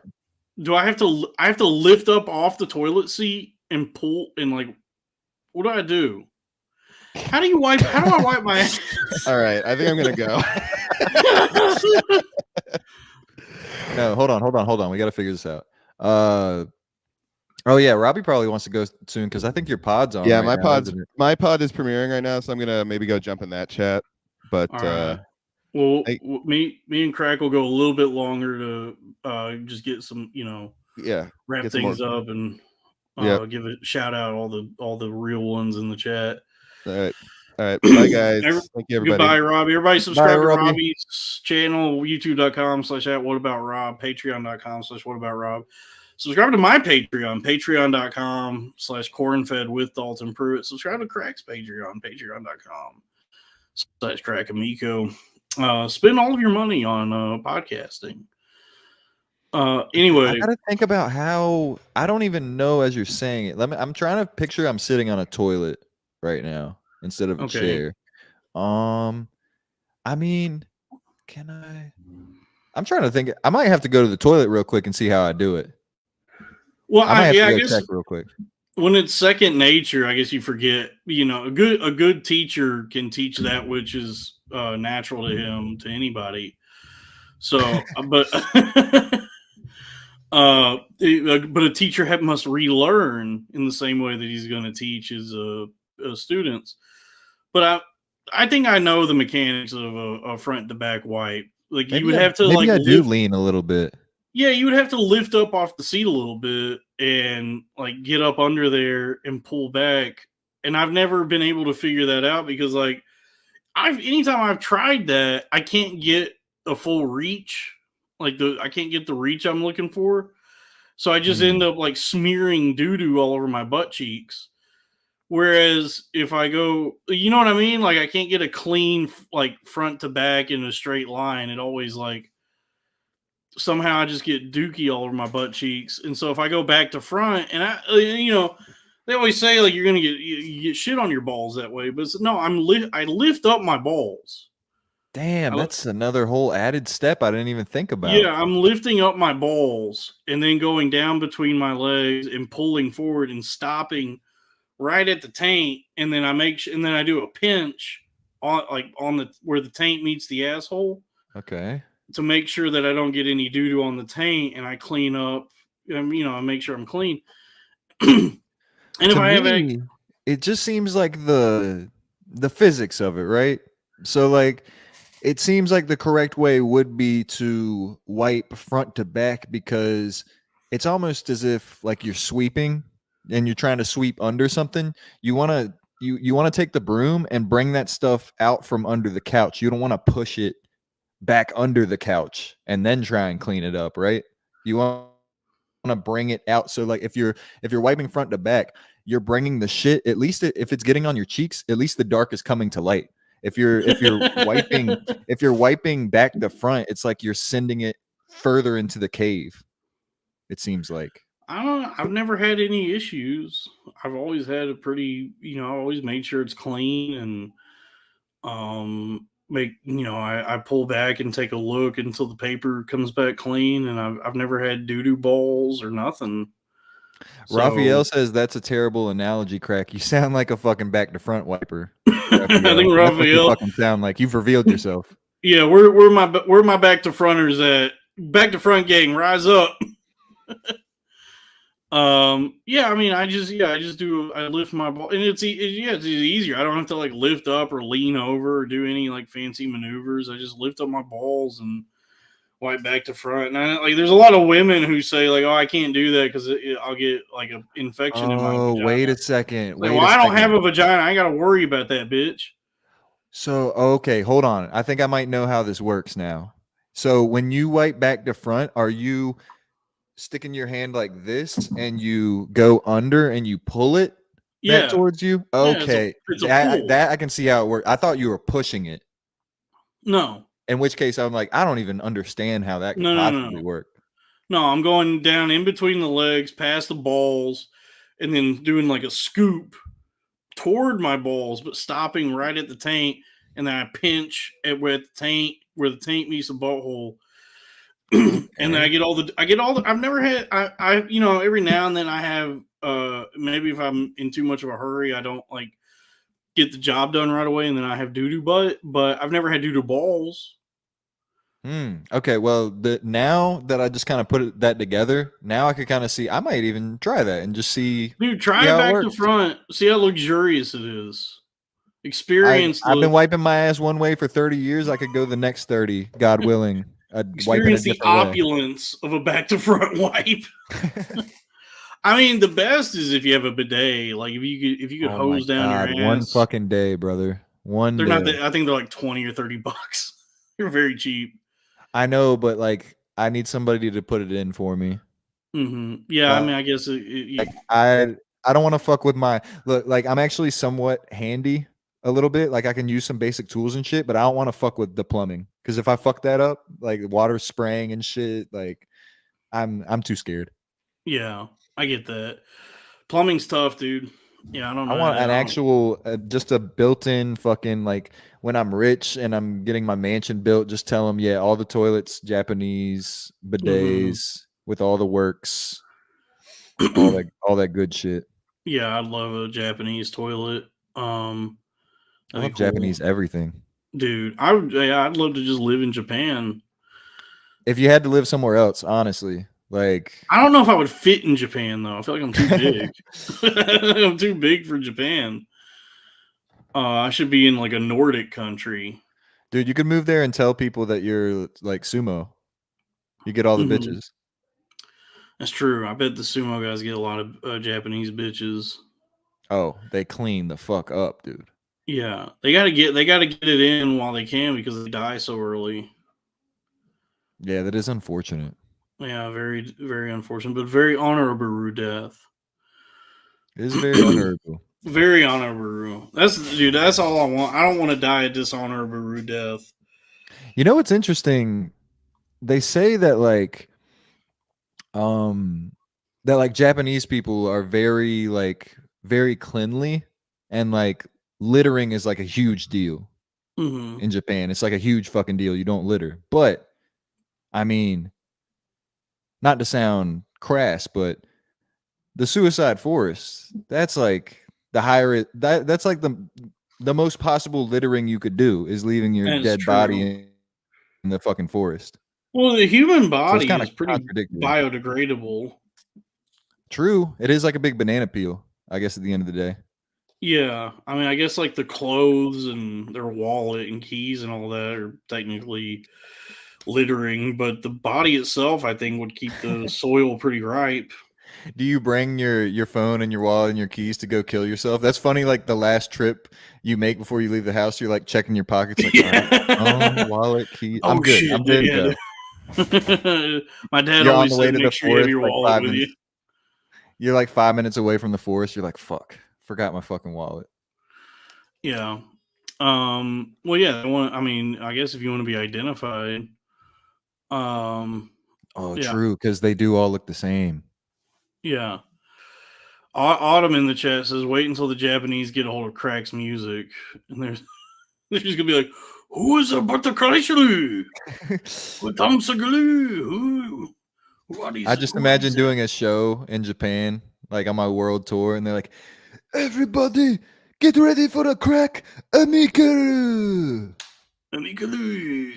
I come out, they love me. End of story. $2 super chat from Drew. They say, look at these after Japanese or Japan. Tyler Japanga? Perry's House of Japan. Japanese Japanga.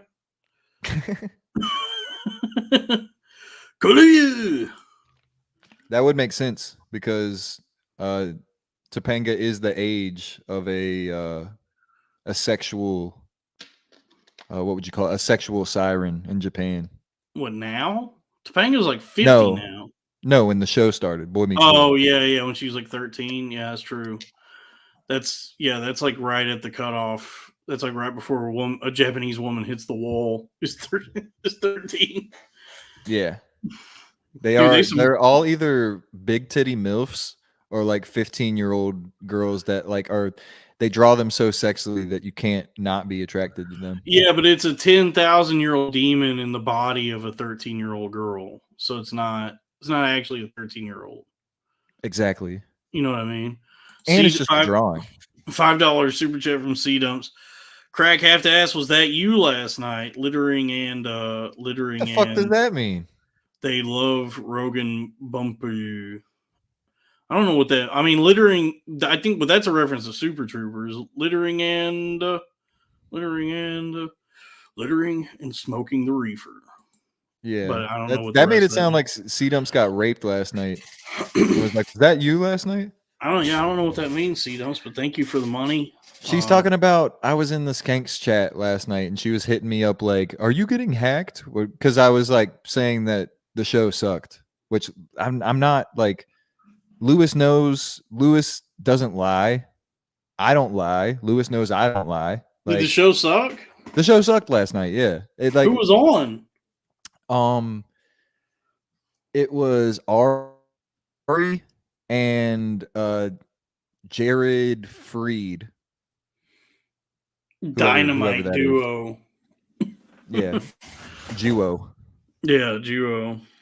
Yeah. But and when I first saw the poster, when I first saw the poster, I thought in my mind thought Jared Schwartz, and I was like, oh, the boys are gonna be upset about this one. Oh, dude, that would be crazy. I mean, honestly, fucking Skanks. Jared Schwartz would be refreshing on Skanks compared to the if it's just the usual revolving door of comics. It would be nice to see them have Jared on and just see how watch Jared respond to that like a scared animal. You know, just like a just looking over his back for Karen. Yeah, just looking for his mommy Karen. But C-Dumps was saying I got hacked because I was saying like, damn, this one. I wasn't even saying like I wasn't being like Crack, like I would be to like kill Tony and shit like that. I was just like, damn, like I was basically saying shit like, all the shows have been great this year. They were due for a bad one. Like, and even Lewis was in the chat and he was like, damn, you win some, lose some. Like it just wasn't, they've had incredible shows this year, and last night's was just not great. That's all. But no, I didn't get hacked. And I was saying how much Jews suck and Jews are annoying and I don't like them, which is also things that I just say. It wasn't like I got hacked. It's just a true statement. It's amazing that they got the reputation as being like the funniest people ever, like really good at comedy. When like everything that I've seen from like Jews now is pretty bad, especially Israel. Like the stuff that Israel's tried to do to be funny. It's like, how did you guys take over comedy? How you trick us with your Jewish magic into believing you're the funniest guys ever? The reason that Jews are in the world of comedy are the same reason that the Jews own royalties on fucking rap music. It's just they were the guys who got into the fucking position. It's not like if you're a Jew, you're funny. Like, and it's also like they're incapable of doing any actual work. Like anything anything that requires like using your hands or any sort of actual labor, they are physically incapable of doing that. So like for Jews, it has to be either like comedy or usury or like, like real estate or something. That's an astute observation, because like me and you have talked about a lot that, whatever's happened to us, whatever environment we grew up in, whatever ways that we're damaged, whatever it is, we don't want to fucking work. And I think Jews are born with that sense of entitlement that they shouldn't have to. Yeah, like, they're born just believing that they're not supposed to ever. That like that's for the lesser thans. It's beneath them. You and I have done shit jobs, and we've seen it for what it is, and said, "Oh, well, this is just getting butt fucked every day by a company that doesn't care about you, doing some bullshit that doesn't even benefit you. Like you're not making enough money to even justify what you're going through." So we have the perspective, but Jewish people just never. They refuse to ever even do it. They believe that it's their God-given right to not have to do any like actual labor, and that's why they just, just become I'll just be a comedian because I'm Jewish, and it's like black guy. First off, any black guy is funnier than the best Jewish comedian. Just like a black 100%. Guy, yeah, that's not even a comedian is funnier than Jerry Seinfeld. And isn't it interesting that Jewish women typically have huge tits? So it's almost like built into them. Like you're not going to have to work either. You have huge ass tits. Oh, dude. Yeah. I mean, be a Jewish woman with big tits. That's not, that's not even life on easy mode. That's life on God mode. That's the ultimate. Yeah. You've keyed in the cheat code, and now you're like flying over the city, mowing down the ops. San Andreas. It's very interesting that a people that like and before I say things like this, people should know, like, I don't actually like hate Jews for being Jews. I find a lot of them annoying, and the reason that I find them annoying is because they are outwardly Jewish, but that doesn't mean, that's not to say that I don't like Jews. There's a lot of Jews that I like, but it's so weird that like a group of people that consider themselves to be persecuted and treated unfairly throughout history are also Jews. Very, very entitled. Autumn gave me $2 super chat from Autumn. Jubes, yes, big Jewish titties. Yeah, Jubes are good. Yeah, and that. Whereas when you look at like Asians, like Koreans, for example, have been through fucking a lot, like wars and atrocities, and it almost has the adverse effect. Like it almost has the opposite effect, rather, where it's like these people have been through so much that like they know the value of $1, and all they know is work and efficiency and intelligence and making good grades, whereas the Jews went the other way. I wonder what that is. Anthropologic. Yeah, it's a lot of ethnicities and cultures went through their own like destruction at the hands of an invading force. Koreans got fucked up by the Japanese, and whatever. Every culture, every ethnicity has at some point gotten fucked up by somebody else, and they rebound and move forward and are stronger for it. The Jews had like one genocide, and they've been whining about it for 70 years.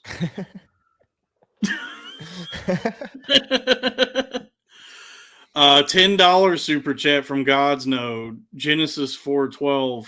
Okay, I mean, this isn't even Bible study, but I mean, yeah, well, I got my Bible pulled up here. I'm Christ gang. I don't mind. Yeah, bang bang Christ gang. See, Craig, this is the money that can be made with evangelism. Dude, you're killing it tonight. This is better than I do most nights. Mm-hmm. I do. I cracked the code. I just realized that Kenneth Copeland did. He got it right. Like, you just have to start reading the Bible in front of people, and that's how you make a ton of money. But I try to be honest with people that I'm not necessarily a apostle or a disciple or a man. I'm not trying to preach the prosperity gospel. It's just like I've said before, the grift is the grift. I'm tricking you into giving me your money by telling you the truth. And that's the number one. That's God's grift. That's God's grift. Praise be, amen. Praise be to the Most High. This is Genesis 4:12. Brethren, I beseech you, be as I am, for I am as ye are. Ye have not injured me at all. That's Genesis 4:12, amen. So I guess you look that means insane right now with the light shining. Oh yeah, dude, my lighting is fucked up. But I mean, what is why does every podcast need to be in fucking 4K high definition? It's mostly an audio medium, and the video is nice to have for a YouTube channel, and I guess people want to see you. But no, I try to make sure that I look as shitty as possible. I mean, it is. I'm not even saying like it's a bad thing. It is just, it's funny. It's almost like a second layer of the podcast. Like it's like a physical bit going on while you're talking. It's good. Yeah. Just how bad can we make the production look? But it has a charm to it. It's rough around the edges. Perfection is the enemy of good. Yeah, it's in it. It radiates of a grassroots effort. Mm-hmm. Yeah, it's very underground, very punk rock. I'm a punk over here. It's me, Mr. Black Flag. You ever listen to Black Flag? I haven't listened to Black Flag, but I hate Henry Rollins. I do too. Yeah, fuck him. Fucking stinks. There's better punk bands. But what's another punk band? I don't know. Forget it. Punk is gay. It's Green Day. Yeah, there you go. Green Day. An actual punk fan of punk music would probably kill me. Yeah, that's what I understand about punk. Is it's supposed to be like this free, non-conformist, just like anything goes thing, but they seem to adhere so much to like aesthetics and what is actually punk.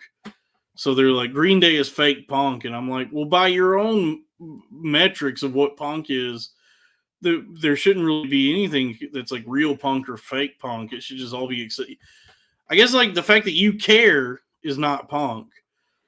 You know what I mean? You know what I think it is? I think I kind of understand it because I don't think it's the type of music exactly or exactly what they're doing. I think it's the mainstream appeal of it. It's sort of like when Metallica made Enter Sandman and people started to see that their metal sensibilities were turning into mainstream grunge That style. is a gay ass song. That song terrible. fucking sucks, dude. And I love Metallica. But that I song like the first 4 Metallica albums, and then when you get to the Black Album, that's when it's like, oh, you guys are like a pop band now. You're doing like radio hits. Yeah. Oh yeah. So I think people look at Green Day and go ahead.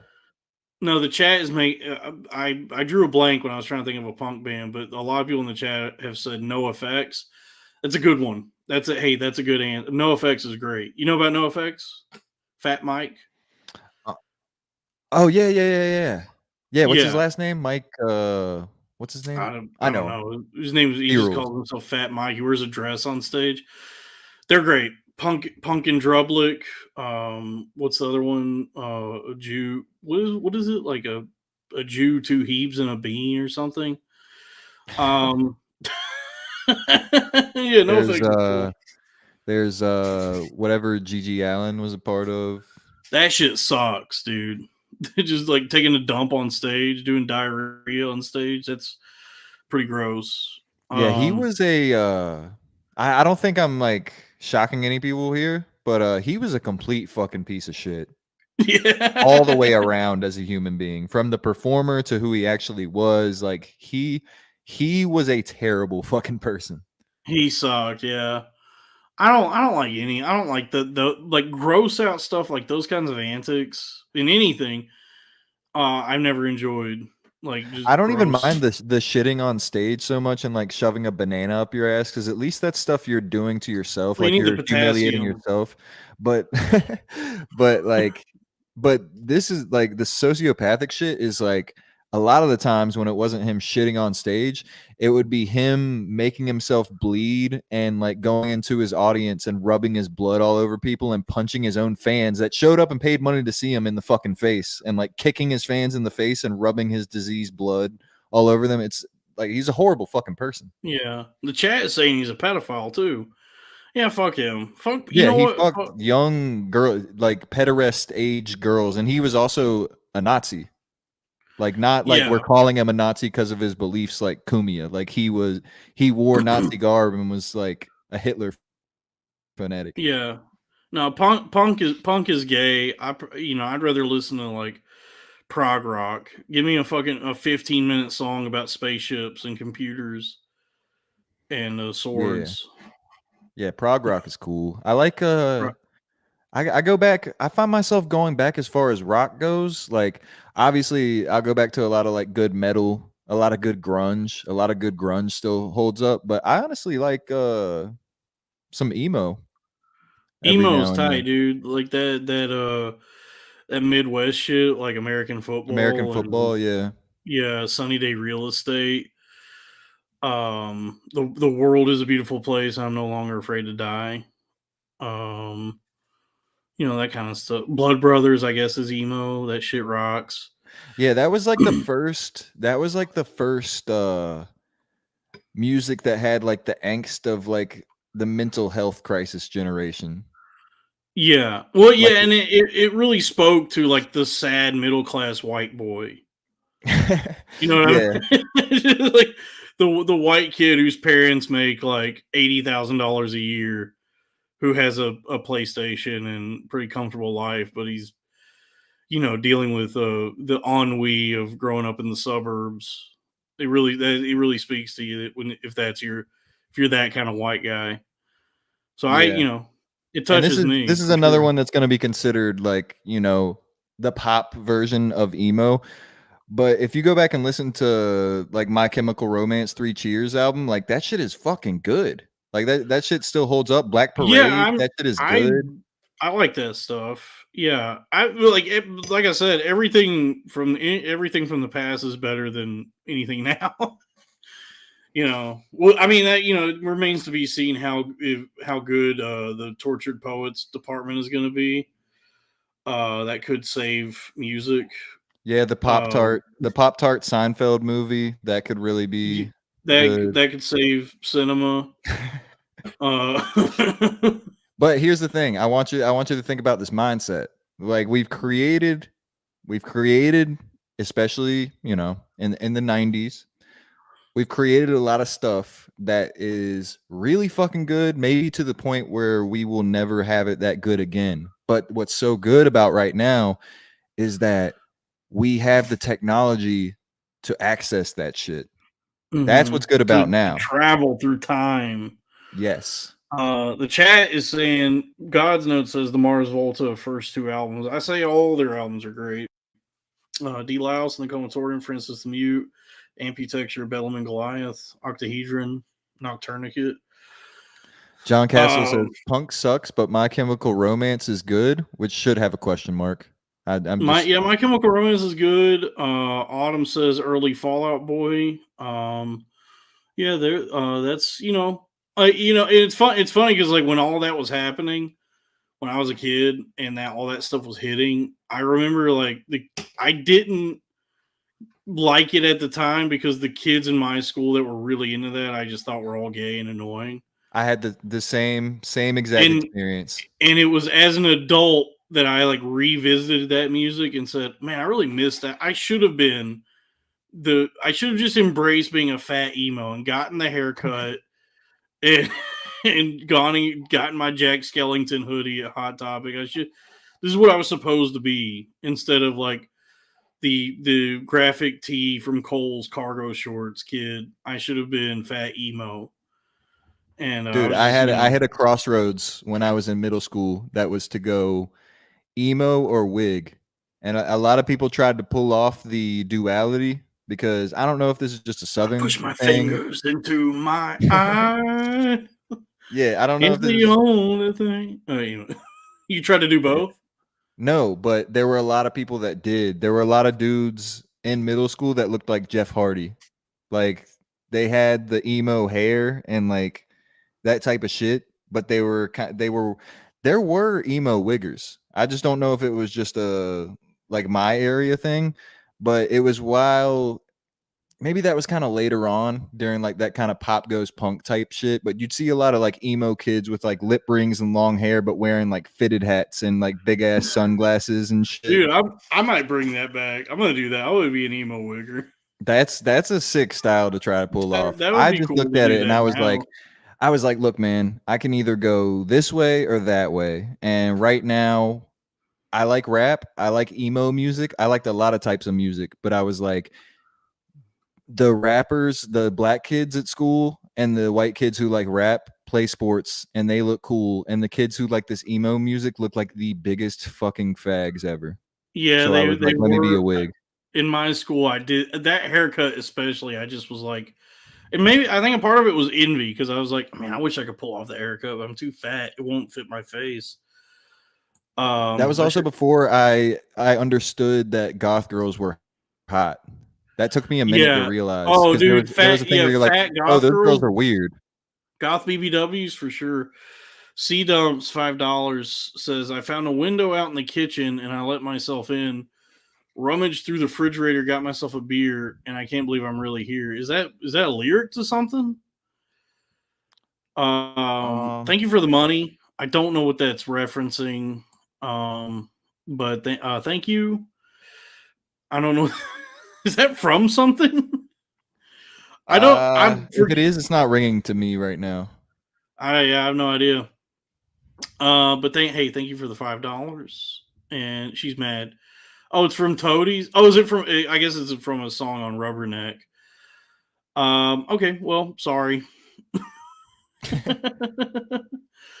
Yeah, I've had a lot of realizations like that, like looking back where you're a kid and you navigate through life with this tunnel vision of like kind of what's cool and what looks cool. And like when I go back on like how I felt in high school about like, there were so many girls that it was just like, they were good looking enough, but because of like cliques and the way that they were perceived as like a nerd or goth or a weirdo, that like no guys ever fucked them because it would have been like, oh, everybody's going to make fun of me and everybody's going to know.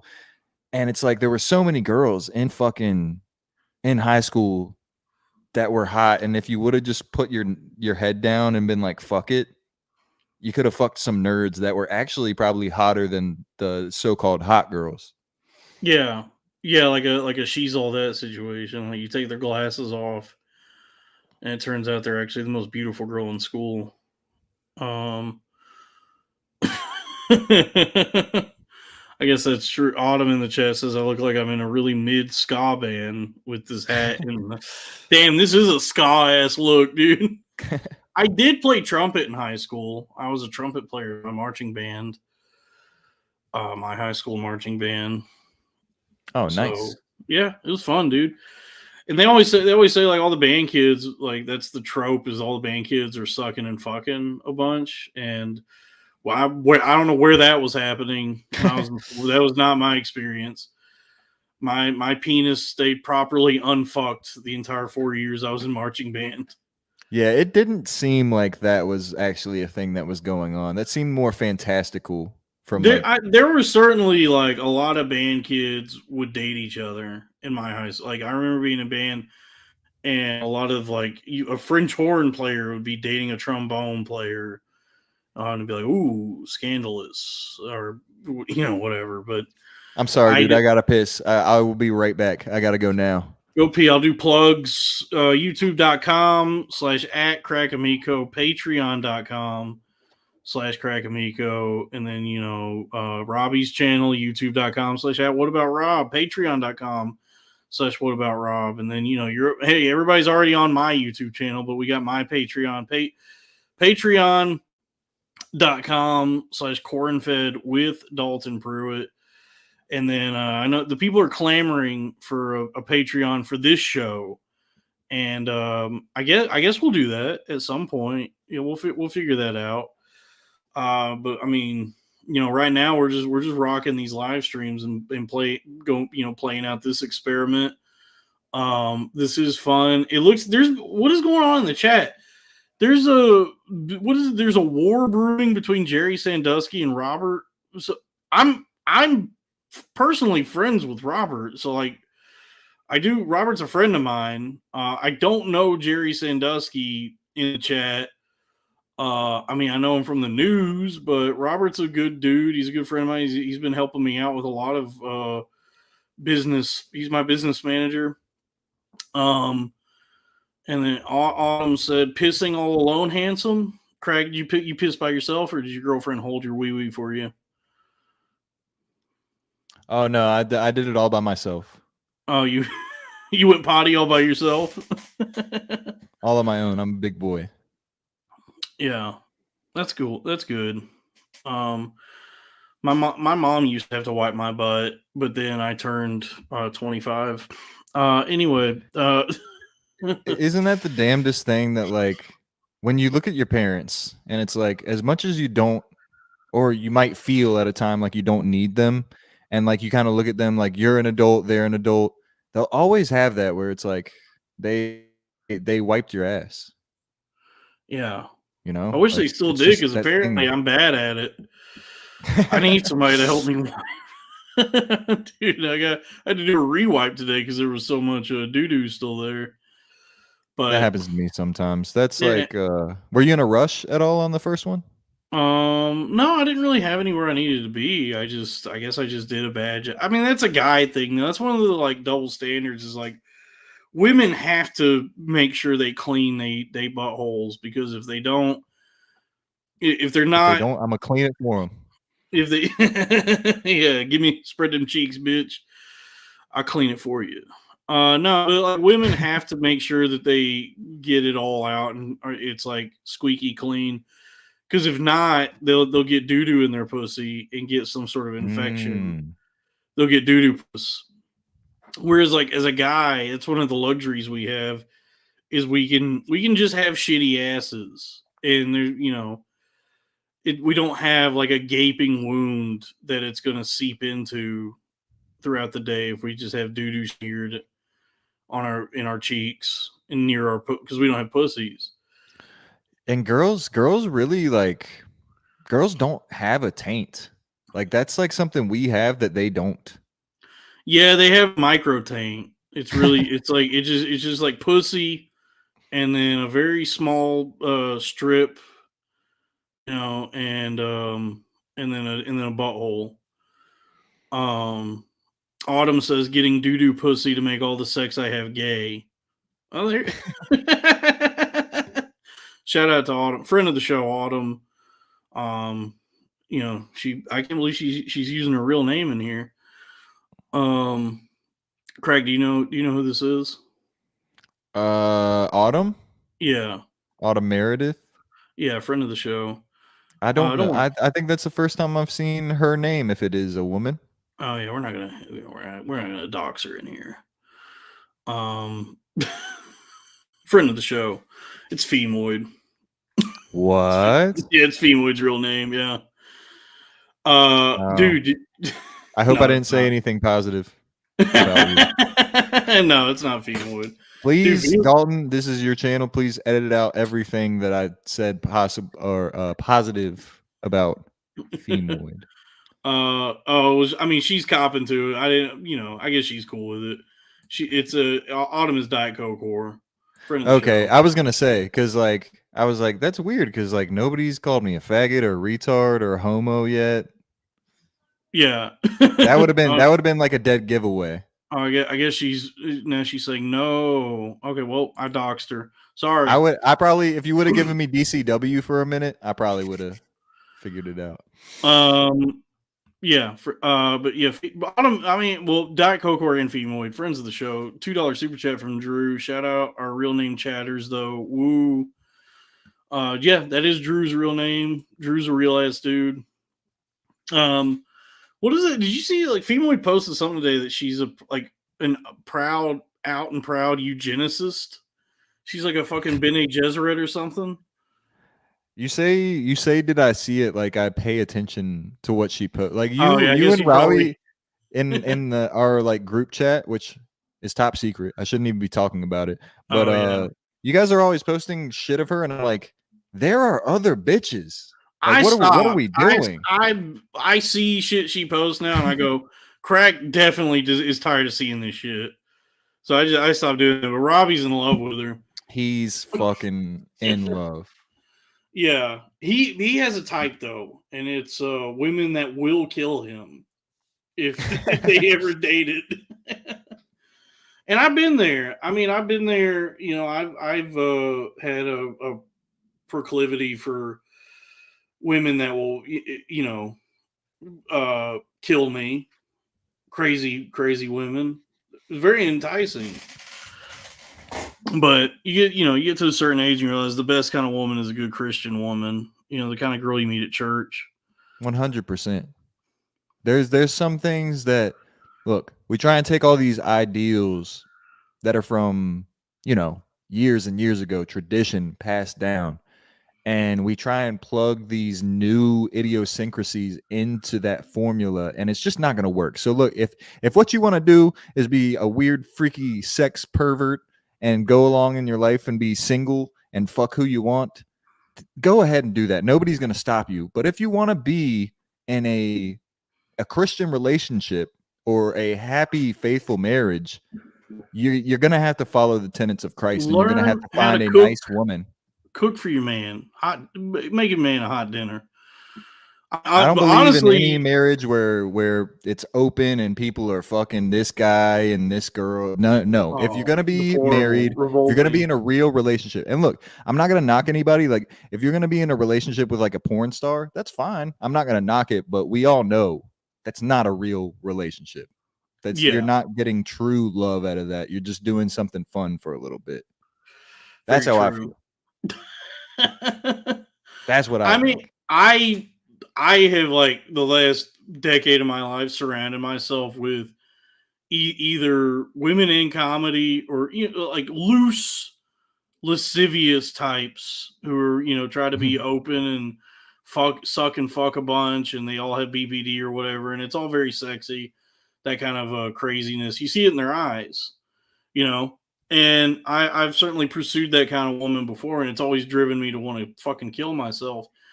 And you realize, that they were right when you're a kid and going to church. If you grew up that way, they weren't wrong. That you want you a good, loyal, stable woman who will cook you a hot meal when you get home from work. Because, look, pussy does not deteriorate; it degrades over time. Mm-hmm. Pussy has a shelf life. But love and hot dinners, that lasts forever. Love of a good woman and a good hot meal, she could do that till she fucking drops dead. And my wife will. She'll die in the kitchen. Yeah, or you'll kill her. So either way. If she, I mean, certainly bruise her up a little bit if she ain't got me a dinner when I clock out of work and I walk downstairs, because everybody works from home these days. There better be a hot dinner ready. I've been busting my ass watching YouTube videos all day. It's like hitting the TV when it's not working. Just give it a little knock. Oh, but betrayal from betrayal from Autumn. Sal is my favorite podcaster. Sorry, Dalton. Well, that's the last free chat we're reading from you, Autumn. Great topic though. I'm big on Sal right now. The market of Sal is fucking skyrocketing. Sal rocks. Like Sal is he's the man. And he's the star of Corn-Fed with Dalton Pruitt. It's really Sal's show. And I'm glad that people are discovering Sal. He got too lost in the sauce. He got too complacent, smoking dabs and doing whatever the fuck he does all day. But I always thought he was very funny. And it's a happy accident that the show came together the way it did. And me and Sal have this partnership, but people are discovering the love and light and hilarity that is Sal Michael. Sal is a great representation of somebody that's just a dude you'd want to chill with. Like you can just tell he doesn't I don't know what his life is like, but when he turns on the fucking stream, he's there to have a good time. He's gonna eat a little bit, sure, but he's there, and he might, if he's in a certain mood, he might derail every topic that comes up. He might completely derail every conversation, like any thought you're trying to have. But he's just there to have a good time. He always makes it very fun. Oh, hold on. $2 super chat from Autumn. Sorry, babe. That's okay. That's okay, darling. I forgive you. Rectified. Damn near killedified. Sal rocks. We need to with Sal. I think it'd be good if we got him to the point where he was just famous enough, not even famous, but just notable enough, and started getting enough followers and attention that he goes back into comedy, quits his job, leaves his family, and then that's all it ever really gets to. He doesn't get famous like Kevin Hart or anything. He's not a superstar, but just enough to lure him into leaving his family. That's the goal of the podcast, is to get Sal to leave his family for the entertainment industry. $6 super chat from Robbie Webby. Would you rather your daughter be a porn star or an alcoholic?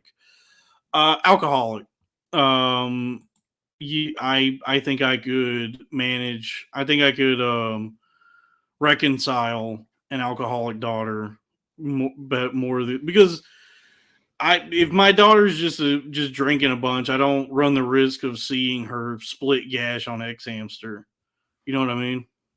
Yeah, and the alcoholic. I'm an alcoholic myself, so I'd probably be pretty apt to deal with that. And also, that's just that's a people problem that can happen to a lot of people. Porn star, it seems like I must have done a lot wrong.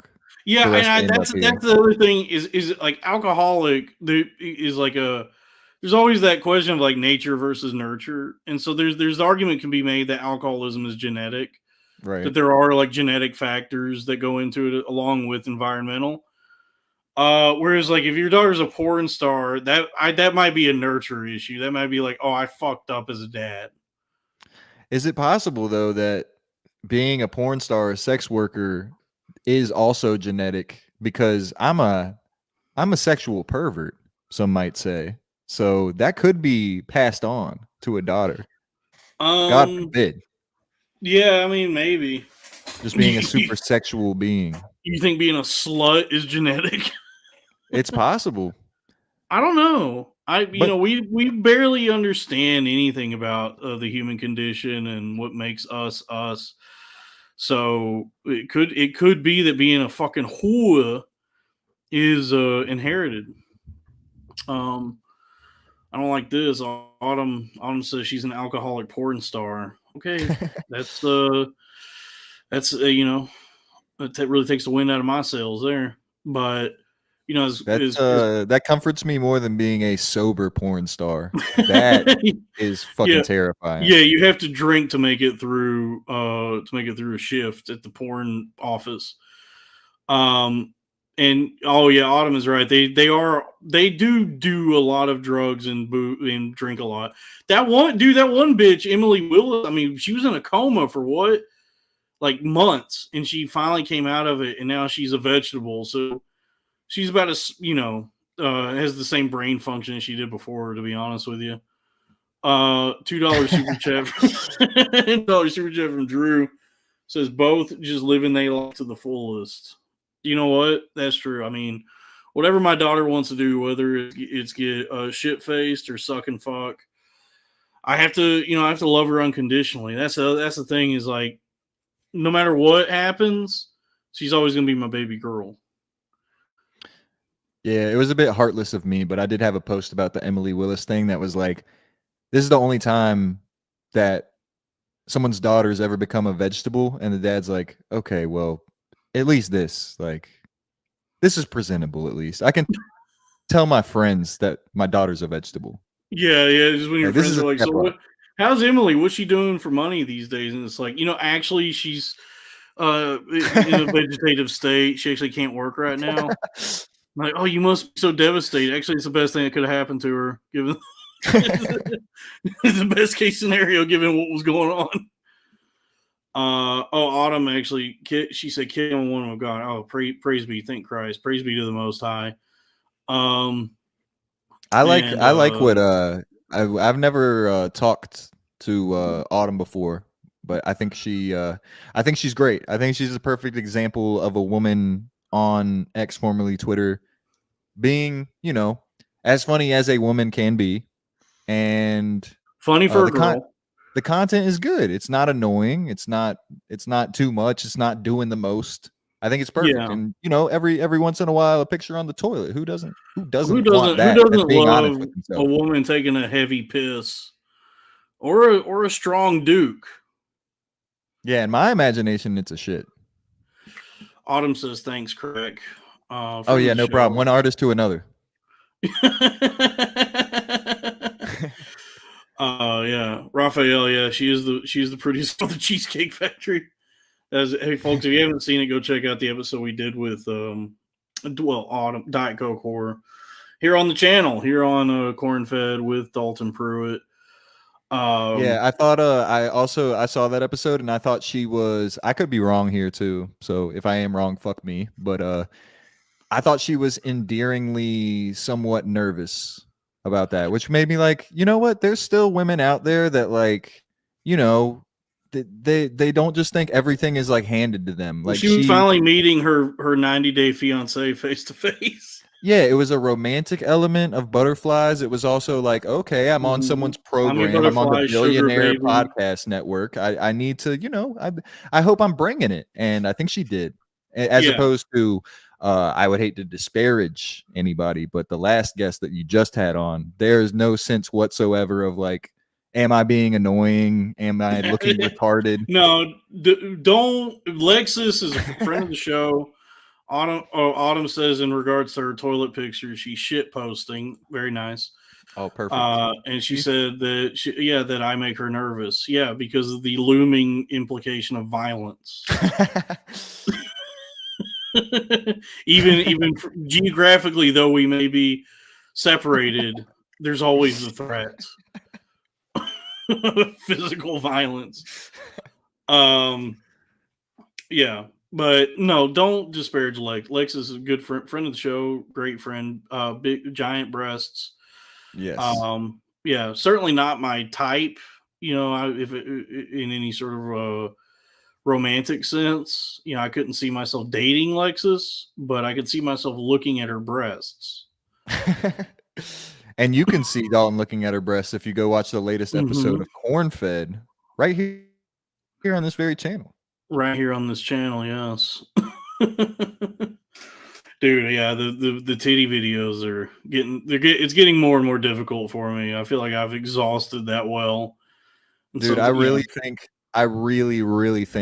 that there's I think you need to expand your horizons. I love what you're doing with the reviews, or whatever you would call them, reviews, reactions. But still, to me, the number one that you've had that makes me laugh throughout the entire like 5 minutes. Oh, this guy with the small penis. That one is so fucking fun, and it's like philosophical. It brings in pop culture references to I got to do more dongs. Like, you got to start doing some dongs, and I say, fuck it, dude. Fucking, you just talked about like Coke Zero or whatever. Talk about Coke Zero. Talk about whatever, bro. You can talk about anything and make it sound poetic and philosophical. You don't have to just, oh, you think I should also just do like product reviews like everyone on the internet? Like also bring my flair to reviewing the new flavor of Coke Zero?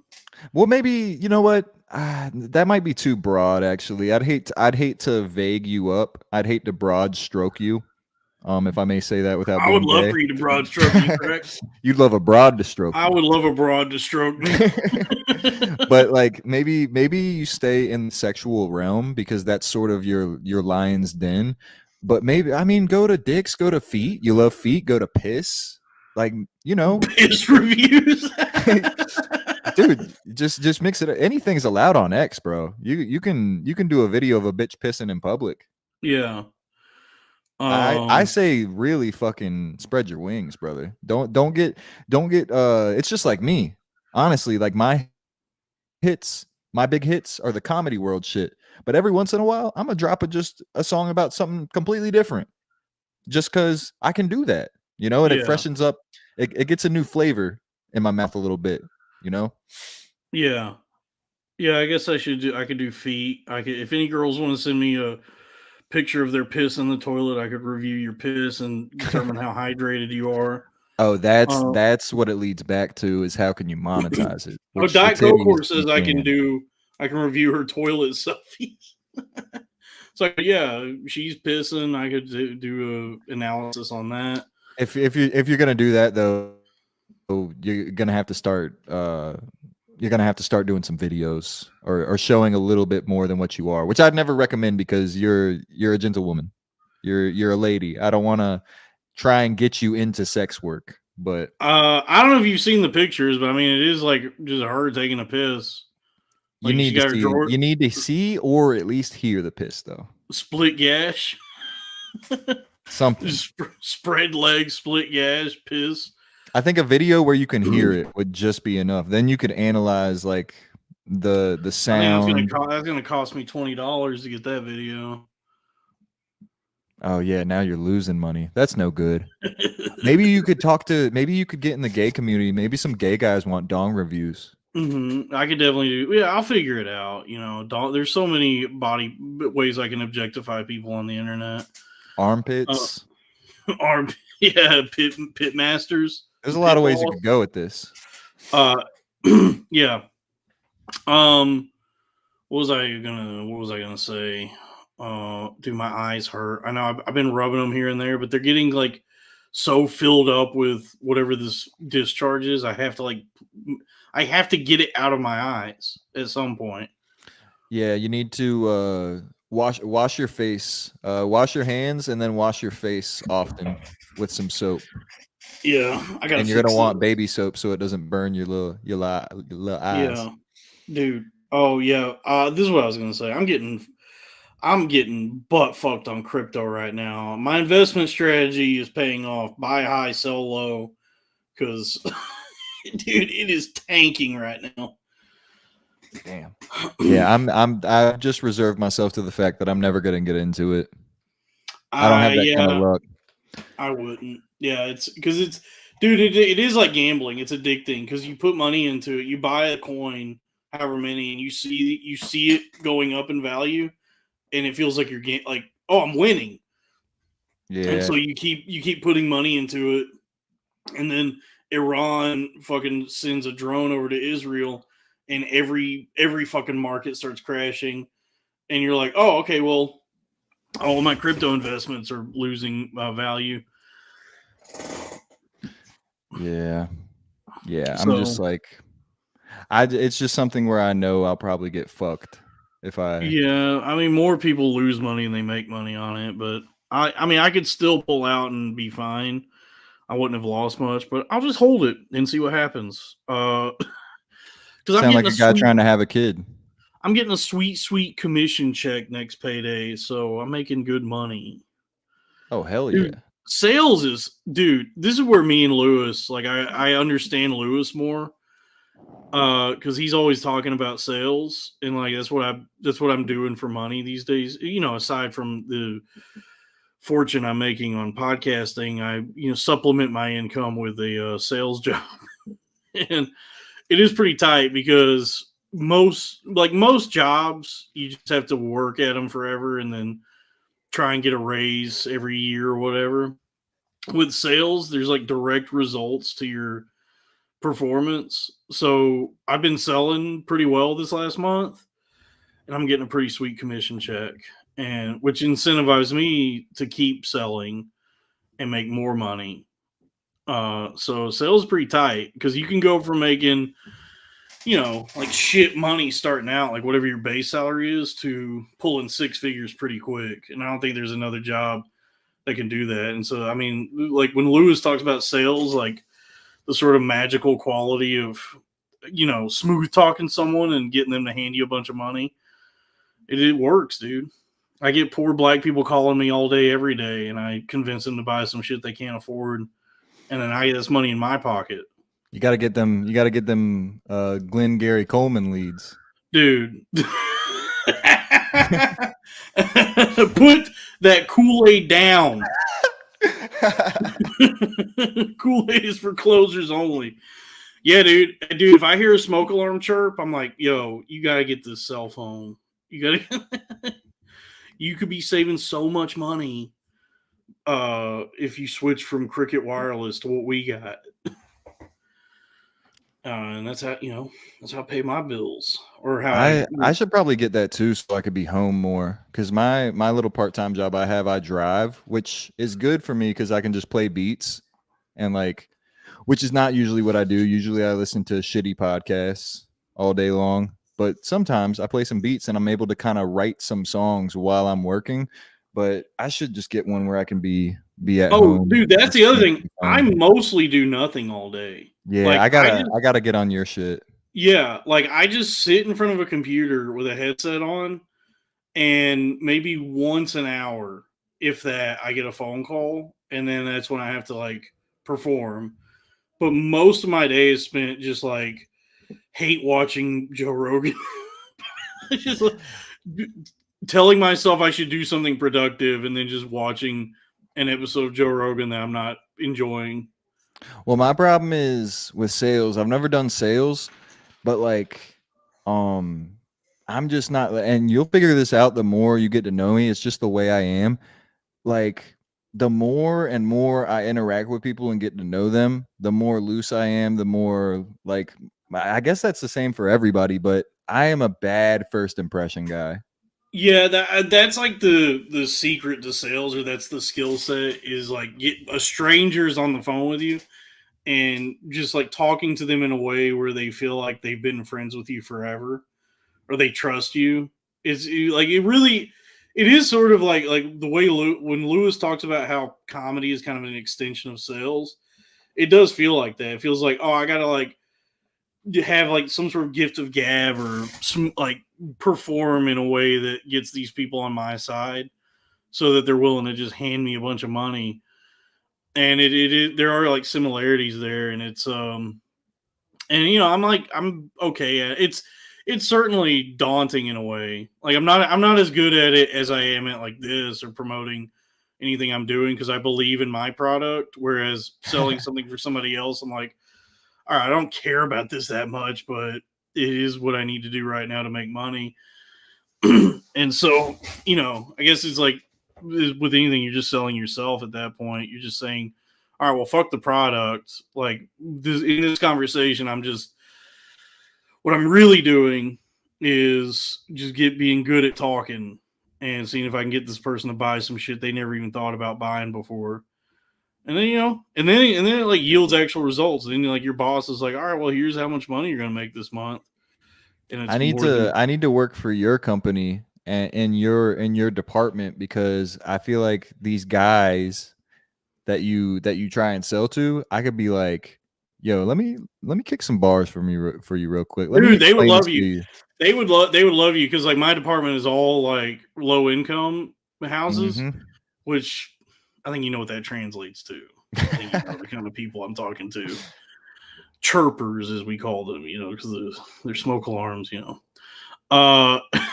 So they would, because that's what I struggle with the most is like they talk to me and I'm some fucking Peckerwood ass honky, and I think they just like naturally don't trust me. But you could do like a reverse. You ever see that movie Sorry to Bother You? Yeah. Yeah, you do like a reverse version of that where it's like you're really putting on the black voice. That'd be awesome.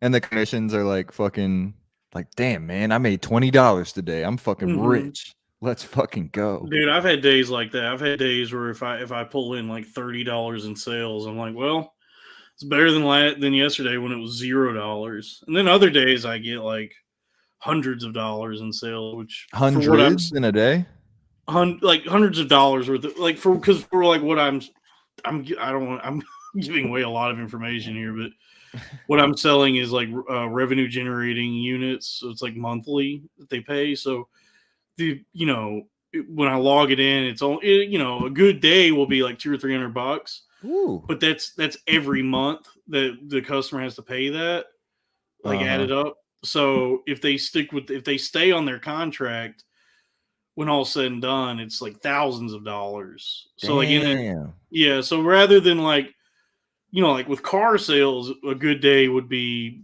however many hundreds of thousands of dollars worth of cars you sold, because each car costs tens of thousands of dollars. But like at my job, it's like smaller increments, but over the course, they make payments on it each month or whatever. But I guess all that's to say is if you have no real skills or qualifications to do anything, which is kind of my situation, because I have an English degree, sales is a good respite, as you try to figure out what to do with your life. And it's a good way to make a lot of money fast. Autumn wants to know, this is an idea for you, Crack. Smoke alarm chirp sample in one of your raps. I bet there's a beat. I bet there's definitely a beat. I'll have to check that out. I don't know what the angle would be on that. Probably have to figure out how to make it not just completely racist, but yeah, it might work, because I remember there was a band of like years ago who sampled the marimba ringtone from the iPhone. In their song. They had a song where they sampled that, and so you could probably sample a smoke alarm chirp. And bands have been doing that forever. Like that's they call it musique concrete, where you use just like sounds and noises that just happen in a song. So like a smoke alarm chirp would be an example of that, like using just like the sounds that happen rather than purposefully made music, right? And then taking just these different noises and transforming them into a song. Steve Reich is very good at that. Steve Reich is a composer who I like his grandson, Steve Reich III. Yes. Steve Reich, Zappa did that a few times. I guess like there's a lot of great examples of just like using sounds and noises and repurposing them for a song. So you could do that with smoke alarm chirp. I guess that's all to say is take a chirp and turn that into a beat. Oh yeah, Dalton, I gotta run, brother. Yeah, we've been going over 3 hours. Crack, thank you for sticking it out. Robbie's a bitch ass motherfucker. He had to leave early. Let's shout out the super chats one more time and we'll get out of here. C Dumps, Edna, God's No, Drew Huntley, Chris Mack, Edna again, Michael Hall, Autumn, my wife, Bubbler, Felicia Gillespie, Drew again, Bubbler, God's No, Drew, Edna, C Dumps, Michael Hall, $20. That was a $20 one. Autumn again, she came in with 10. You fucking killed it tonight, bro. She's a good Christian girl. Bubbler, Drew again, C-Dumps, Autumn, God's Note, C-Dumps, Drew, Autumn, Robbie Webby, and Drew. Folks, thank you so much for supporting the Crowder Boys. Thank you for supporting Cornfield Dalton Pruitt. Thank you for supporting Crack Amico. Thank you for supporting Robbie Goodwin at What About Rob. Thank you for tuning in. This has been another whirlwind roller coaster live stream. I think we once again had a glorious battle within the arena of ideas. Many minds were proven on this day. I really enjoyed watching Robert and Jerry bicker with each other in the chat. They've been fighting this entire time. Thanks everybody. Next week, whose channel? It's on Robbie's channel next week, right? Yeah. Next week, the Crowder Boys is going to be on Robbie's channel. That's youtube.com/@whataboutRob. Autumn, love you too, babe. Thank you, everyone. And that's the end of the show.